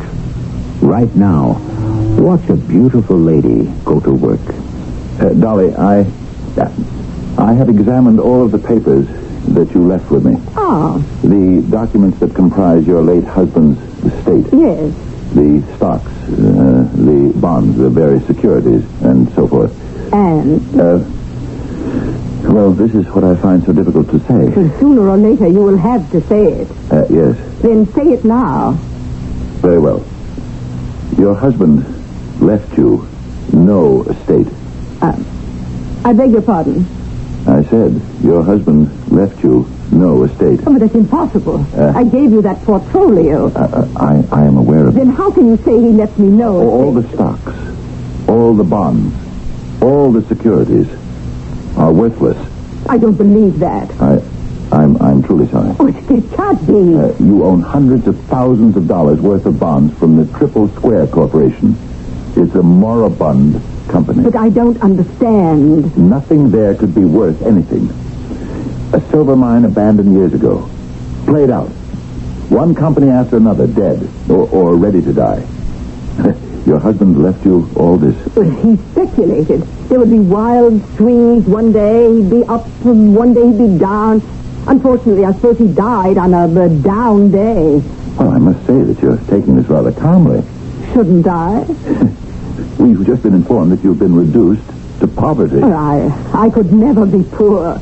You couldn't? I have too many friends.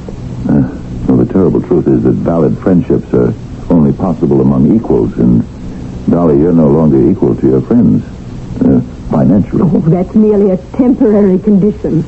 Ah, then you have other assets. Oh, yes, of course. Well, I'm relieved to hear that. I have one other asset at this time. And what is that? You should say, who? And I would answer, you. Me? Of course. I'm not sure I understand. Don't you? Come here. I'm sure I can explain it. Dolly, Come with me, Junius. Where? Anywhere. Everywhere. Do you want to spend the rest of your life in this suffocating little law office? Pulling little deals here and there? Well, but how you have a nice little home and a nice little wife and a nice little life. Is that what you want? You're bored. That's why you fleece little suckers like Mr. Lamb. How do you know that come out into the world, Junius, and meet some big suckers. What are you saying? You belong out there with me. I have the contacts. Whom do you want to meet? All the doors are open to me. Let me take you inside. Inside where? You belong up there with me. With you? We belong together. But I'm married now. Oh, it's just as easy to get yourself unmarried. You mean divorce Ruthie? Do you love her? Well, I hadn't thought about it lately. That's what I mean. You should be thinking about her day and night. I could make you think about me day and night. Well, but I... Oh, I understand. You did love her at first. After all, that's why you married her. But do you still find her as interesting, as stimulating, as exciting? Look at me and answer that. Do you want to spend the rest of your life with plain little Ruthie? He was slipping through my fingers. I was getting panicky. I had never lost a client before, but this one was going. Just about gone. They wanted Junius K. Barley. They wanted him so badly they were pulling out all the stops. I'd never felt so much pressure in all my career. And, of course, Nick kept rubbing it in constantly. Well, here we are, kiddo, in the bottom of the ninth. You got 2 strikes on you, 2 out, and you're down by a dozen runs. What do you do now? thing is far from over. I'll save him somehow. Say, do you want me to put in a good word for you? What are you talking about? Well, you've got good style. Anytime you want to jump the club you're with now and come over to mine, we can find a good spot for you. No, thank you, Mr. Hellborn. Oh, you should be with a real outfit, where you get something to work with, especially dames like, I got Dolly. Who you got? Ruthie? I'm happy with Ruthie. But which one of them's got the looks?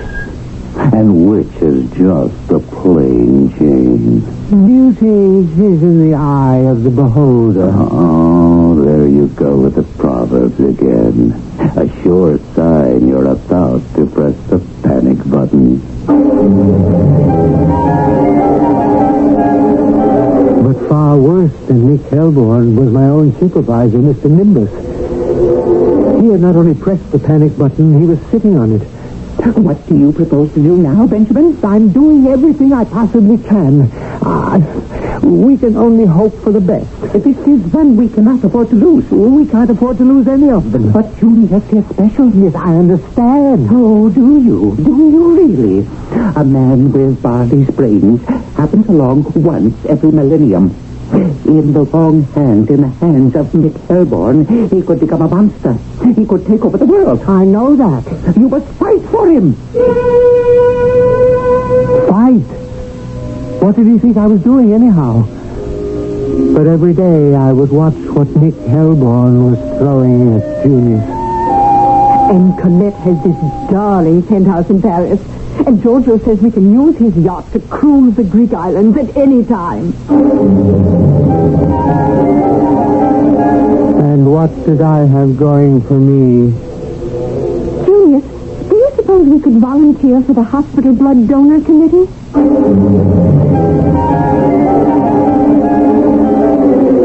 There's no question that Nick had Dolly casting her spell.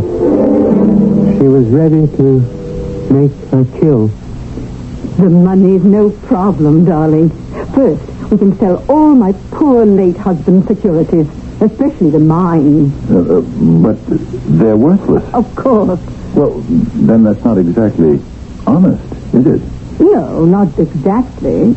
I've never done anything before, Dolly, that was out and out dishonest. So why not? You flirt with the idea constantly, don't you? Well, you come close. Oh, so very close. And then you back away. Why? Why? You delight in toying with the concept. You want to. You want to so badly. Why don't you? You want to be rich. Really rich. It can happen. You can sell anybody anything. Worthless mine? You've already sold worthless land. I made no claims for it. Oh, I may have allowed people's imaginations to run unchecked, but I never lied. Let the record show that. Oh, why are you so concerned with the record? What record? How do you know there actually is a record, or that somebody is watching, or even cares? You want me. You know you want me. And you want wealth and power, and you can have it all. Dolly, It's all yours. Take it. Take it. He was all softened up for a kill. Sooner or later, he would have to talk to Ruthie and tell her. For days, I'd been watching him, trying to nerve himself for the ordeal. He was going to leave her. That much he had practically decided.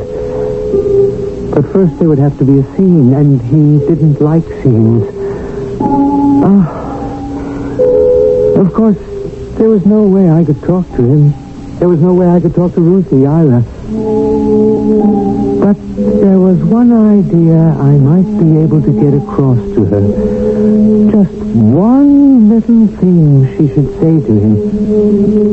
It might tip the balance. You're home early. Yes, Ruthie, I wanted to talk to you. I know. What do you know? I guess I know everything. Well, what does that mean? Well, it means you want to leave me. Why'd you say that? It's true, isn't it? Who told you? You told me. Now, wait a minute. When did I tell you? Oh, not in words. I could tell by the way you react to me. Lucy, There is another woman, isn't there? Yes. I suppose she has a lot to offer. She does, doesn't she? Yes. Yes, Ruthie. She's very beautiful, isn't she? Oh, yes. And very rich? Well, she knows how to become rich. And so do you. That's true. From now on, you just won't shear the lambs anymore. You'll go on to the wolves. You could say that. There won't be any stopping you. No holds barred, no rules. Devil take the hindmost. I'm sorry, but there are things I want, Lucy. There are things I have to have. And you will, Junius. You'll have them all. She can give you everything. Except one thing. I'm the only one who can give you that. What do you mean? I mean, a night's sleep. What are you talking about? I could always sleep at night. Of course. What did you have on your mind or on your conscience? Oh, you may have pulled a sharp little deal here and there, but who did you ever hurt? Who did you ever destroy? Oh, I've seen your new lady. She's beautiful. Unbelievably beautiful. You're being very generous. How many other men will want her, too? Men as handsome as you. Handsomer. You'll be getting older. That'll keep you awake. At least with a plain wife, you don't have those worries. No, Lucy, I wouldn't say you were plain. I said you were going after the wolves. But you'll be a wolf, too. They'll also be out to get you. You'll need friends, associates. But will you be able to trust them? That'll help keep you awake. Lucy. Now that I think of it, you might just as well go off with her. What are you saying? What can I offer you? Only one small thing. A good night's sleep. She said it. Somehow I'd gotten through to her, and she said it. He stood there and laughed.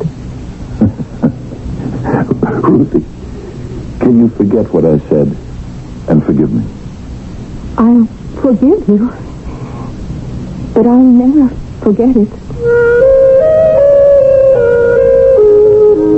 And that's the way it ended. I preserved my record. Mr. Nimbus no longer nibbles on his fingernails when he thinks of Junius K. Barley. And even old Nick Helborn had a compliment for me. Well, kid, you did a great job. But tomorrow's another day. And so it is. As they used to say, another day, another dollar. But that was way back when $1 a day was a handsome wage indeed. But while tomorrow will always be another day, yet in some ways, it will be the same day as today. In one way or another, it will present us with the same problems, the same challenges, the same opportunities.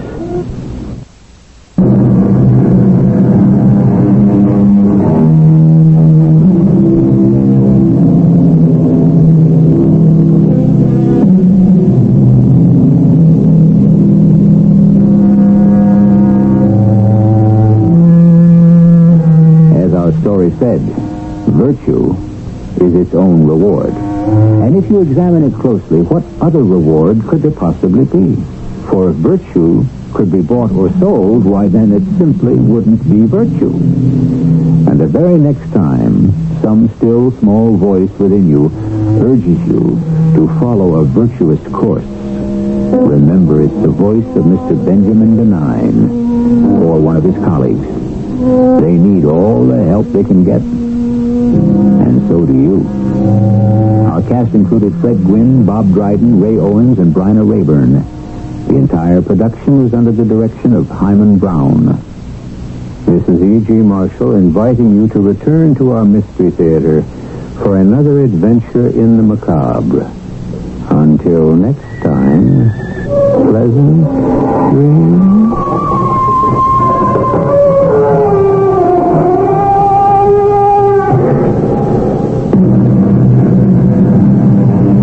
Mystery Theater presents...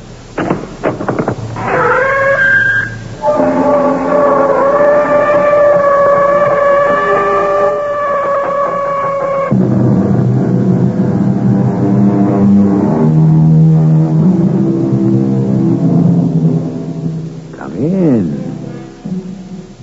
Welcome. I'm E.G. Marshall. The Encyclopedia Britannica defines the term medicine man as a name loosely applied to any man in a primitive culture who practices sorcery, prophecy, or magic, or who treats illness with charms, drugs, etc. Some 125 years ago, our own Wild West was a primitive society, and we had our own medicine man. This is the story of one such. Thank you, my friend. Clumsy of me to drop that card. Getting to be an old man. Still want to bet? Well, maybe I'll try just one more. Splendid. Now, watch carefully. Yeah. I place the 3 cards on this board face down. Move them in a figure 8. Hop front them, mix them up. To make sure all is honest and above board, would you like to mix them yourself? I reckon I don't have to. Very well. 2 reds, 1 black. Pick the black 10 and you win. What is your bet? Well, sir, I'm going to go for broke.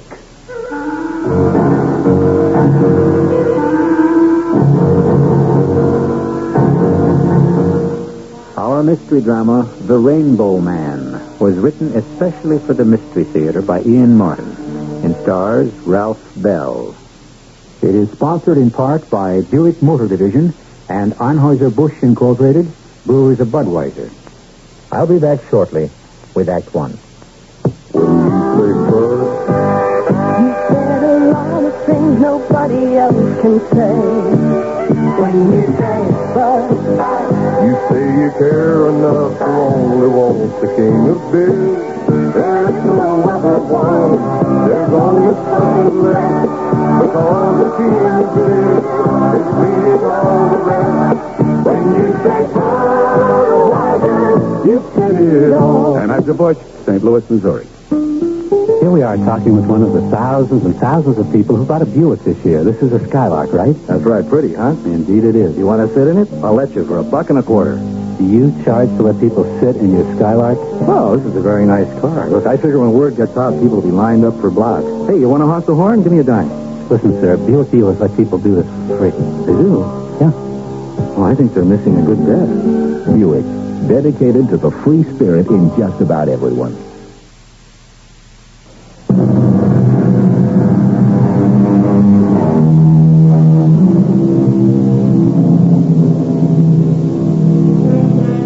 Sometimes he just sold snake oil, or whatever the name was that he gave to his magic elixir, which could cure all evils. He was a blend of doctor, minister, faith healer, charlatan, salesman, comedian, and entertainer. He was as welcome as he was frequently unwelcome, depending upon how successful he was as a confidence man and unsuccessful as a gambler. For the shell game, or 3-card Monte, was usually part of his stock and trade. He was a colorful, delightful, hard-working, lonely, fascinating figure. This one's name was Dr. Phineas Merriweather, and he called himself the Rainbow Man. Now then, Mrs. Moonlight, my fatal phantasmagoria, feline femininity. Still your prize? Oh, I know. With Rainbow gone, nothing is the same. And the vagabond life is not what it once was without her. But what will be, will be. Like all pussycats, you are nothing if not practical. You smell the effluvium of that broiling Rocky Mountain trout I caught this afternoon. Very well, my dear. We shall share it together. Oh. What about that, Mrs. Moonlight? Even in the desert waste, we attract the curious crowd. Or at least one of them? Oh, just a cowhand sloping on out. Saw your fire. Can I join you? My door is always open, my friend. In particular, this one, since it's the whole outdoors. I have nothing to fear. Not for me, that's for sure. Ain't borrowing no trouble, just carrying enough I don't need no more. Then hobble your pony and join me and Mrs. Moonlight for dinner, such as it is. Oh, I don't hanker much to eat, mister, but might try a little of your coffee. Help yourself, son. Thank you, Mr. Not Phineas Merriweather, sir. Student of the Anatomicus Humanitas, skeletal articulation, splenitic spontaneity, the cycle of the circulations, the fundamental functions, and the health and vigor of the digestive tract. You can call me Doc. Sure. Hi, Doc. This is my platonic partner on my peripatetic path, Mrs. Moonlight. No ordinary cat, I assure you. I reckon if she belongs to you, she couldn't hardly be. And wow, this ain't no ordinary coffee. It's a brew developed by a mistress of the skillet and every other walk in life. The lady in question is no longer with us. She was my wife. Oh, I'm mighty sorry you had to lose her. So mine. Oh, I lost my woman, too. I'm mighty sorry to hear that. You didn't give me a name. Oh, Henry Thomas. Well, just plain Hank to most people. And, you just lost your dear wife? Oh, no, sir. I lost the woman I hoped to make my wife. She found another charms more to her liking? Oh, no, Sir Doc. It was her father, first of all, found me not to his liking. And the lady? Oh, what can Annie do? I can't offer her nothing. I ain't got nothing. A fine, upstanding fellow like you. You couldn't save enough to support a wife? Make a home for her? Well, it wasn't enough for her daddy. But I was stupid enough to think I could build what I had into some kind of stake he might see his way clear to give his blessing. Ah, a light is beginning to dawn. You thought to increase your worldly wealth by application to the gaming table, hmm? Yeah. Always figured I played a right smart game of poker till I got took by Champ Rutledge. Well, of course, I don't know the gentleman you mentioned, but I have a sneaking suspicion I know his breed.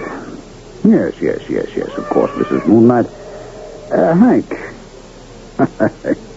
do you believe in divination? Mr. Doc, I'd plain have to say I don't know what that is. Well, first, let's eat some dinner. And then I have a feeling our fates are somehow hopelessly entwined.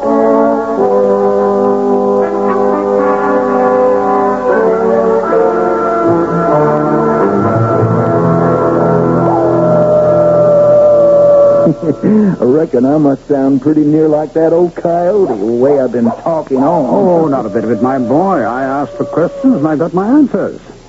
Mr. Carter Billings runs the biggest cattle stand in this part of the country. He has a daughter beyond compare. She loves you, you love her. But Mr. Billings is taken with a sickness, and somewhere he feels what is best for his daughter is a man with money and position. And that is not you. No, Sir Doc, it sure ain't. You mentioned something about a stake. Well, that was just what I'd put by for my wages, plus a claim I'd staked on a gold mine never got broke ground on. And those were the assets which were conned away from you in a poker game? Only myself to blame. 5-card stud? Yes, sir, Doc. Hank, my boy, what is the name of your little town that you're trying to put behind you? Painted Butte.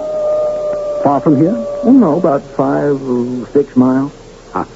You see, the moving finger writes... Pardon?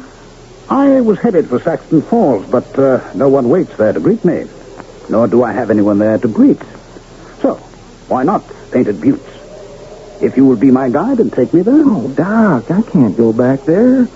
Mr. Billings sure ain't going to take me back as ranch hand. There ain't no way I can make a living there other way. I'm not quite so sure, my boy. How'd you like to work for me? You? Doing what? That's just what I'm about to explain to you.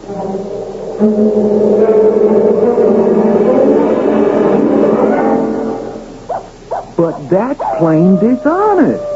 I mean, that's like stealing. Now, let us weigh that statement carefully in the balance. What do you consider stealing to be? Well, taking something from somebody without him knowing you're taking it. The way Champ Rutledge took you at the poker table? Don't answer that for a moment. So far, we have only one definition, and that's too simple. I don't understand, Mr. How can I explain? Where to begin? With myself, I suppose. The business I've been in all my life. Illusion. Now you see it, now you don't. Is that in itself dishonest? What business were you in? Show business. The theater. Carnivals. You were an actor, fella? Latterly, I was billed as Dr. Thunder and his Rainbow, my wife, and my joy in living. We were a feature in every carnival in the East and across this wide country as far as St. Joseph, Missouri. Our supreme triumph, the moment of glory when that resplendent woman, beauteous as the natural phenomenon I named her after, the Rainbow, stepped into the cabinet, spangles ablaze in the dancing stage lights, with a smile that outshone her glitter, and to the audience's amazement and titillation, I sawed her, not in half, but in 3 parts, head, torso, and her exquisite legs. You did what? Sheer illusion, my dear boy. The hand is quicker than the eye, the magic of misdirection. The juxtaposition of seeming equal masses, which are only optical anamorphoses. Yeah. Doc, I don't know about being what did you call it? A shell, my boy. And all I got to do is bend up one corner of the black card when it drops on the ground. Showing it to everyone around while my back is turned. So they think I got a way of knowing it when you shuffle it in with the 2 red cards. An apt pupil. Exactly. And then take the money I give you and bet on it. Yeah, but how do you know if you give me money I won't just take on out and keep going? Because, son, I have an unerring eye for an honest face. I don't know about that. Still seems kind of dishonest to me. Does not the good book itself say an eye for an eye, a tooth for a tooth? Well, I guess so. Then isn't it fair and square to swindle a man of Champ Rutledge's stripe just as he did you? Well, now, I don't know for sure he did swindle me. Trust me, my boy, you were swindled. And I intend to help you recapture what is your own. Mister, why would you want to help me? It is not you I help, or myself, but others. What in tarnation does that mean? Once I pursued my multifaceted career in the sordid scrambling after gain. I wanted to buy a world and lay it at the feet of the woman I loved. And all too soon my beloved was snatched from me, and I was left alone to ponder. Was it in punishment for my obsession with the world's goods? I don't know. I only know I consider my function and my call now to help the poor, the dispossessed, the downtrodden, and the outmaneuvered. Go back to Painted Buttes tonight, my boy, so no one will ever know that you were away. Tomorrow I shall be there. And if you want to join me, join me. Just remember one thing, son. From this day forward, till I give you the nod, we never saw each other any time, anywhere.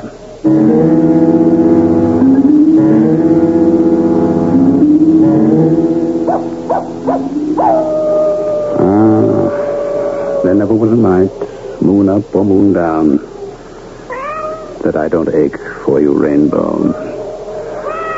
Why did you leave me behind? Yes, Mrs. Moonlight, I know. She's gone. Time for you and me to take the little sleep. The big one is not scheduled for us yet. The future is still ordained. I wonder what it holds.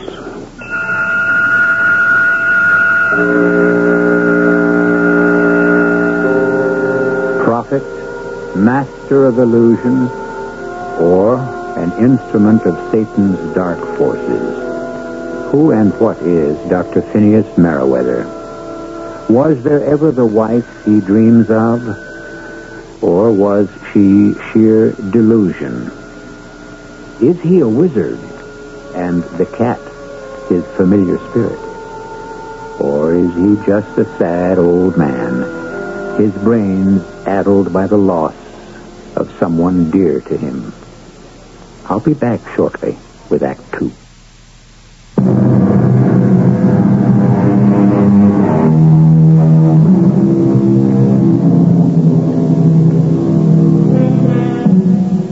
In the 1850s, Painted Buttes wasn't much of a town. More than it is now, for it doesn't exist anymore. But a century and a half ago, it was all that a territory comprising a quarter of Colorado had to gather in and kick up a little dust. One street, the bank, the tonsorial parlor, the hotel, the saloon, the local assaying office, the general store and post office, the blacksmiths and the livery stable. And on rare occasions, a special attraction like today.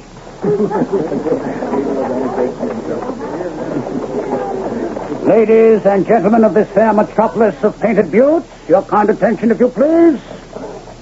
Allow me to introduce myself, Dr. Phineas J. Merriweather, practitioner of the ancient art of restorative controls. Health is wealth. Health is king. And what snake in this Garden of Eden threatens you most, ladies and gentlemen? The common cold. But, by great good fortune, I bring you relief. This little bottle I hold in my hand. My friends, while roaming the peripatetic wastes of Patagonia, a region of our good neighbors in the hemisphere of the South, the other Americas, I was struck by the fact that no one there, in spite of the inclement climate, knew what a cold was. On study, I found that the Europhragis root was indigenous to their culture, and that from this root could be brewed a liquid compound of such miraculous versatility in curing not only the cold, but also every other form of invasion, bacilli and bacteria used to erode the human condition. Here it is, available for only $1 a bottle. 16 ounces, which should be worth their weight in gold, since they are in such limited supply. But, ladies and gentlemen, I would not ask you to try something like this without some independent and unbiased proof. Are you, sir, young man, in the third row? You mean me? I do indeed, sir. Would you care to step up here for one moment and join me on the wagon? Well, I don't rightly know. I ain't looking for no medicine. Well, if you will pardon me for saying so, my trained physician's eye has noticed that your eyes are red-rimmed and affected by rheum. And I have been conscious of your heavy cough. Cough, Hank. You see, ladies and gentlemen, this young man, healthy specimen as he seems, is flirting with death. Now, sir. That's splendid, but don't overdo, Hank, don't overdo. Now, sir, I don't know your name, but let me offer you a spoonful of my peerless placebo. I don't know that I can afford to spend money. A man as sorely afflicted as you, my dear boy, money is no object. Rather than see you suffer, take this bottle as a gift, and this first spoonful as a promise of things to come. There we go. Now. Stop a moment and allow the full unfolding of the healing heat to penetrate. And now, sir, I dare you to cough. Well, I sure don't feel like it. But try. Just try. I can't, Doctor. I just purely can't. There you are, citizens of Painted Buttes. You see the dramatic powers of rainbow liquor, the elixir supreme. $1 a bottle, ladies and gentlemen. But remember, the supply is limited, so first come, first serve.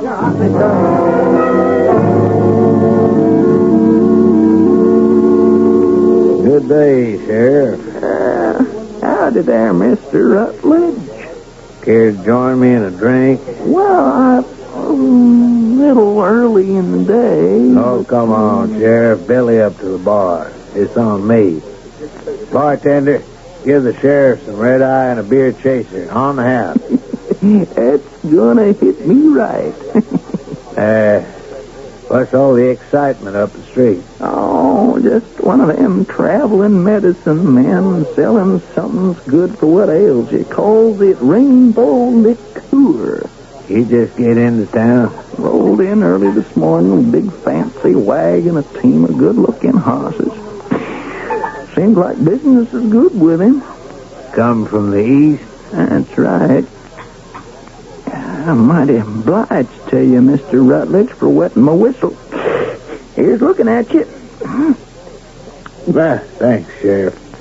As soon as you gulp that down, why don't you and me mosey up and take a look at our visitor? Why? You want me to run him out of town, Mr. Rutledge? If he's as well healed as he seems to be, not for a moment. Simplest game in the world, gentlemen, and how can you lose? Little 3-card money, huh? Must be a slicker. That game's never honest. Still, I might take a little flutter. He couldn't fool you, Mr. Rutledge. No. But while he was busy trying to, we might just pull a little wool over his eyes. Let's just see what's going on. Well, aren't you going to bet again, young sir? Well, looks like my luck's run out. Keep losing. Yes, but you win 2 to my 1. Luck's bound to turn again. Bound to turn. Just let me shuffle the cards. Oh, well, I'll pick that up. Oh, thank you, my boy. Thank you. It's clumsy of me. I'm getting to be an old man. Did you see what Hank did? Bet a corner on the black card. So he knows which it is. He's learning since I took him for his shirt. All right, I put them face down, move them in a figure 8, hot frog them, just to make sure all is honest and above board. Would you like to mix them around yourself? No, I reckon I don't have to. Very well. 2 red 10s, 1 black 10. Pick the black and you win. What is your bet, sir? Well, sir, I'm going to go for broke. Put your money down. 5 in that stack and 1, 2, 3, 4, 5. 10 in all. The gentleman bids on the middle card. Anyone else care to bet? A friendly game open to all. What are your odds, sir? 2 to 1, sir. More than fair. Would you care to take a flyer? I believe I will. I'll wager $50 if you can cover it. A right heavy bet, sir. But I think I can. Which card do you select, sir? For the first time, I find myself on the same side as Hank Thomas. Here, the middle one. I am closing the betting. It is quite heavy, and while I like to win, I don't like to see people lose. Except within reason. So, the magic card, and it is... red. The 10 of diamonds. Such a pity. I'm afraid you lose, sir. Will you play again? Champ. Mr. Rutledge, you were taking it. No, sir, not for the moment. That exhausts all cash I had in my pocket. Besides, this is not my game. But you seem like a gambling man. I have devoted a large part of my life to it, yes. Are you in town till tomorrow? Oh, yes. My name is Champ Rutledge. Perhaps you'd care to join me in a poker game tonight. I suggest it's something you shouldn't miss, if you are a gambler. I am, sir. The name is Dr. Phineas Merriweather, and I should be proud to join you. Where? Why don't you meet me at the hotel as my guest for dinner? Oh, I feel I should be the host. No, please. I own the hotel and the saloon. Be my pleasure. Then at the hotel. And at what time? Shall we make it 7? No, 6:30. By the time we've finished dinner, the sun will be down. I shall be there, sir. Now, if you would excuse me. Forgive me, ladies and gentlemen. Now we must turn from fun and games to the world of trade. The lure of the merchandise marts which I have combed the world to bring you, ladies. Cottons from India, silks from mysterious China, Another bolt of material The card you bet on had the corner turned up just like the one Hank did. Now, how could you... One of the oldest switches in the world. You mean he cheated you? That's right. And you're going to stand still for that? A little bait, my slow-witted Benner. To turn the tables, to have the biter bite. Only one thing concerns me. Oh, what's that, Mr. Rutledge?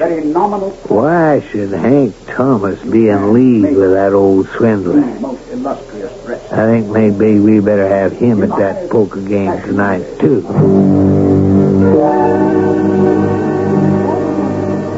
Doc. Yes. Oh, all right. What is it, my boy? Can I talk to you here in the wagon just a moment? Just a moment. Run the goods through your fingers, ladies. Feel the richness and the allure. How can you resist them? And, ladies, forgive me for a moment. Hank, I told you we should not appear to know each other. What is it? Well, two things. Why did you accept the idea of playing poker with that no-good champ Rutledge? We can discuss that later. What is the other? It's Annie. She wants to see you real bad, Doc. Well, I'm here. Can't she come right up and buy like the other women? Oh, no, she don't want to buy nothing, Doc. It's what you are and what your name is she needs. She asked me to tell you she's got to talk to you as a doctor.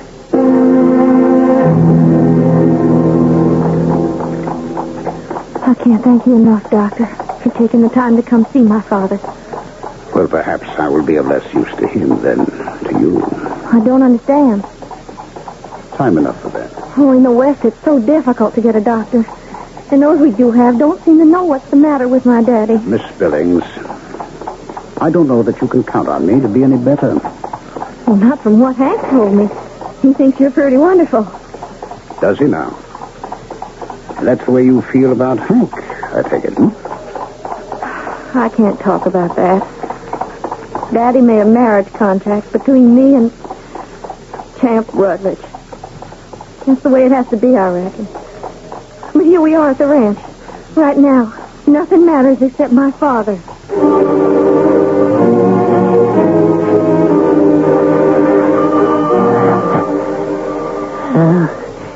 What do you think, Doctor? Mr. Billings, I think I should tell you first of all that I am not a doctor. Huh? What are you doing here? Some of us live in a halfway house, Mr. Billings, and have the worst of two worlds. I am one of those, and I beg you to listen to me now as one who is about to join the shadows in order to protect the ones who are to live and breathe and have hope to enjoy the other. The world of life.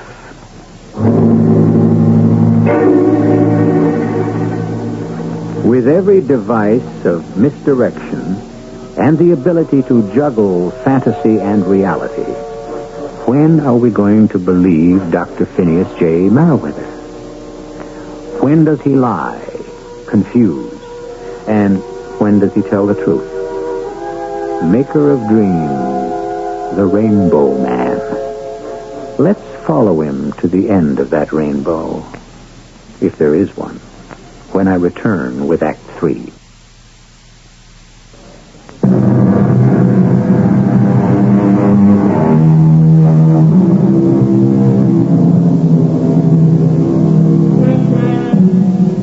With this story, we walk uncharted paths, the byways of whim, of unreality mixed with down-to-earth problems, with a strange man of 1,000 facets and incredible tricks, a man of good or evil, which we'll have to go back to the story to find out. Who are you? I told you, I am Dr. Phineas. I don't mean that. I mean, what are you? A man that talks about halfway houses and the dead as if they lived and the living as if they was already dead? What are you? Some kind of preacher? A little of that, but mainly a simple medicine man. A bit of a charlatan, who once was a prince of illusion. Ain't enough words to talk the hind leg off a donkey. I'm looking for a cure. Get out of here. One word, sir, before I leave, if I may. You have a daughter. Annie. She loves a young man who loves her in return. Why have you torn them apart?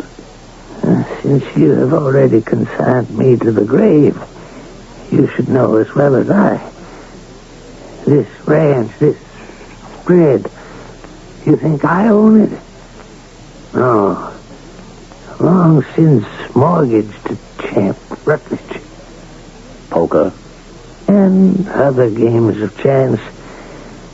I am that most unfortunate of men. A gambler without any luck. And I, if I may borrow another hat, am what should be supposed to be the most fortunate of men. A gambler with all the luck. Or at least the ability to win at will. What does that mean? Have you a pack of cards handy? In this house? Always. In the drawers. I don't want to touch them. Take them out yourself, if you will. I have the cards. Now what? There is no wager. But let us suppose we were cutting this deck for $1,000. Yes? Shuffle them. Very good. Now, I riffle them once. So, you cut first. A jack. Very good. Higher than the probabilities. Now, I cut. Thus. The ace of hearts? Pure luck. Oh, no, Mr. Billings. I will cut you an ace every time. But I intend to win back your ranch. For the man who is best equipped to run it, young Hank Thomas. And because I want your promise that if I do, you will leave the ranch to your daughter and Hank Thomas once they marry. And give your daughter your blessing. You don't ask much, do you? Only a fair return for what I'm trying to give. How do you expect to accomplish all this? I'm playing poker with Mr. Champ Rutledge tonight. You intend to cheat him? I intend to let him cheat himself. For a change. Just as he has cheated you and Hank and God knows how many more. The man, sir, is a card sharp, but an amateur one. I've taken steps to make him think me the same. That's why, though you may not be able to give your daughter a suitable dowry, your son-in-law, if it's Hank Thomas, will bring it to you instead.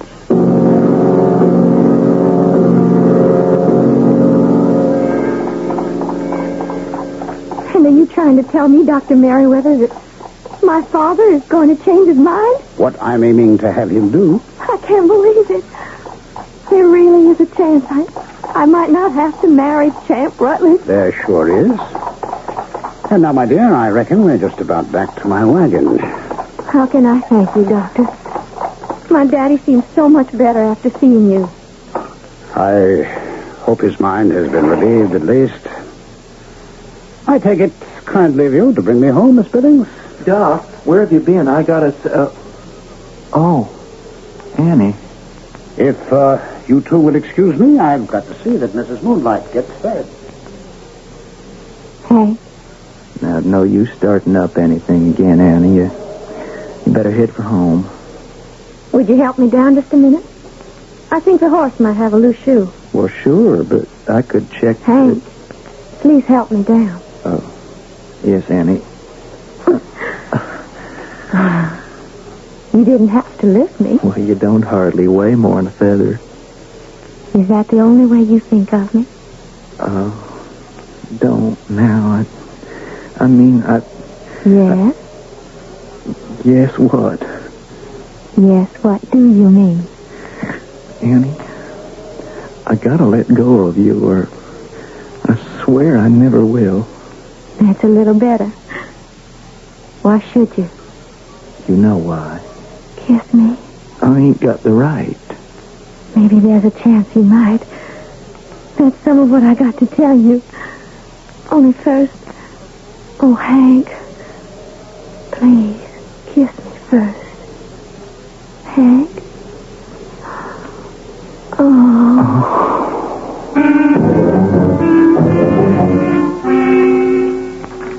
I'll see you. Raise your 5. Meet the raise and add 10. I'm staying. Sheriff, Billy, you out?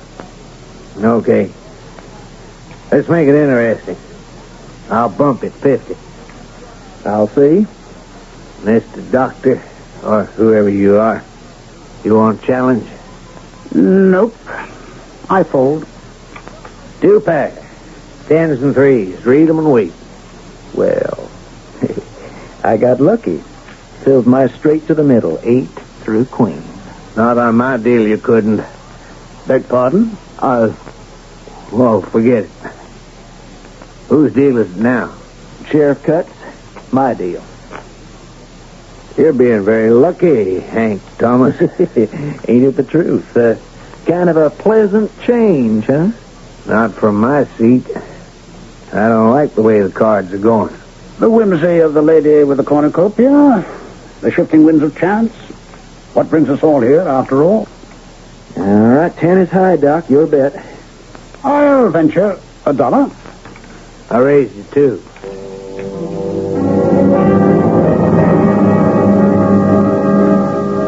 $2 to the Doc, 7 spades to Studs, big king to the sheriff, 7 of diamonds to Hank, and the dealer, hey, lucky strike, ace of spades. I'm running far behind. Looks like my makeup hand. All right, I'll go $50. Who's in? I'll cover the 50. I'll fold. I'll stick. So, 4 in the pot. 3rd card. 7 to the Doc. Deuce of nothing to Studs. Your deuce, huh, Doc? Queen of spades to Hank, and a big ace of hearts to the dealer. Still high. All right, I'll up the ante. This round costs till it hurts. Make it 1,000. I'll cover you. Ooh, I'm out. I'll see you. Raise you everything I got. 9,000. 9,055. Well, it's suddenly a big game. And I'll see you and double that. I think I'll fold. Meet your bet. Double it again. Where are you getting the money to bet? What do you care? You see the color of it, you match it. Ain't that many chips left. I'll give you my IOU. I'll see you and raise. No paper at these high stakes, unless the paper is valid. You suggested my signature or my word ain't bond? I'm not suggesting anything, except that we keep this game honest. That's the last coming from you. I'm out of it, sir. And you're the dealer. Okay, Hank Thomas. What do you want to cover? The mortgage to the Billings Ranch. You kidding? There ain't that much money involved. Enough so you can't foreclose. The rest you'll get fair and square. Okay. Studs, here's the key to the safe. Go fetch it. And everybody just keep his hands nice and easy on the table.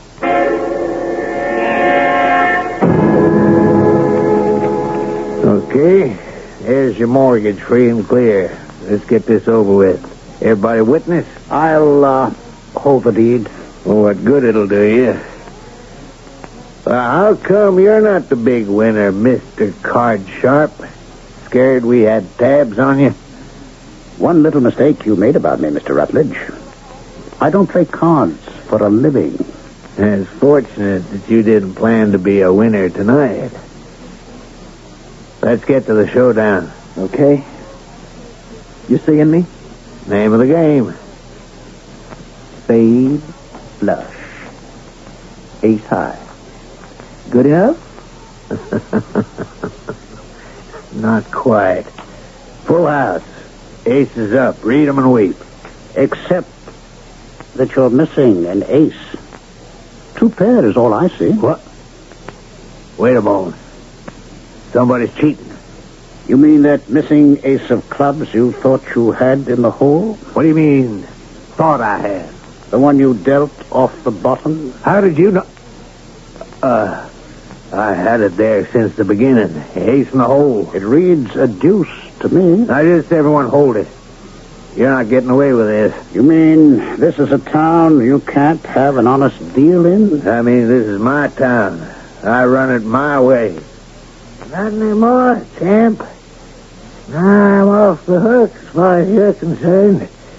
Doc Merriweather here helped me take this town back. Nobody tells me I'm through. How'd you get here, Billings? That was my suggestion. I thought he ought to see you for what you were before... Before what? Before I died. Thank God someone was wise enough to show me the truth. Only I got the draw, and I'm cutting out. Nobody's going to stop me. Have you ever heard of Nemesis, Mr. Rutledge? Get out of my way, con man. You've caused enough trouble. You want to find yourself dead? As it happens, yes. We're going together. You had a gun, and you... I didn't want to be the instrument, but someone had to lower the boom. Doc. Doc, are you all right? Oh, I couldn't be better, son. Wouldn't want it to be any other way in the world. You're bleeding? What can we do for you?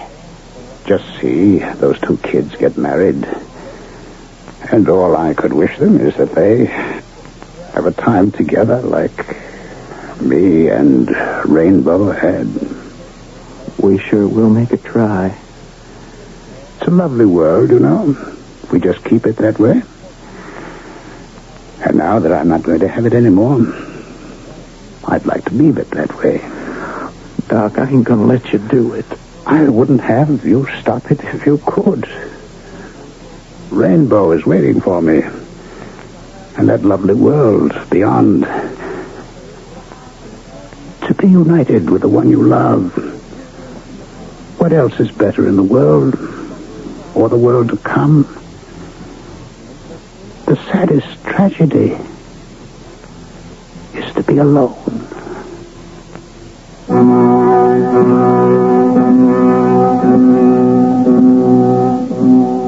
The medicine man, or anyone who hopes with some magic panacea to cure the ills of the world, has to fail. Just as those who depend on him are doomed to the same fate. But the effort is always worth the risk, no matter what the result. At the worst, there is some gain, if not to everyone, to the lucky few. Count Annie and Hank among those, and this story has not been in vain.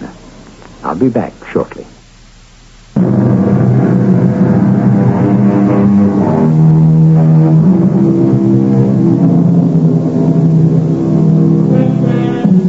As I said somewhere earlier, Painted Buttes is a ghost town today, haunted by what ghosts I wouldn't know. Although Hank and Annie and her father, who died quietly in his time, are buried there. And in the quiet of sundown, may whisper together in the breeze. Our cast included Ralph Bell, Jada Rowland, Robert Dryden, and Russell Horton. The entire production was under the direction of Hyman Brown. Radio Mystery Theater was sponsored in part by Sign-Off, the sinus medicine. This is E.G. Marshall inviting you to return to our Mystery Theater for another adventure in the macabre. Until next time, pleasant dreams.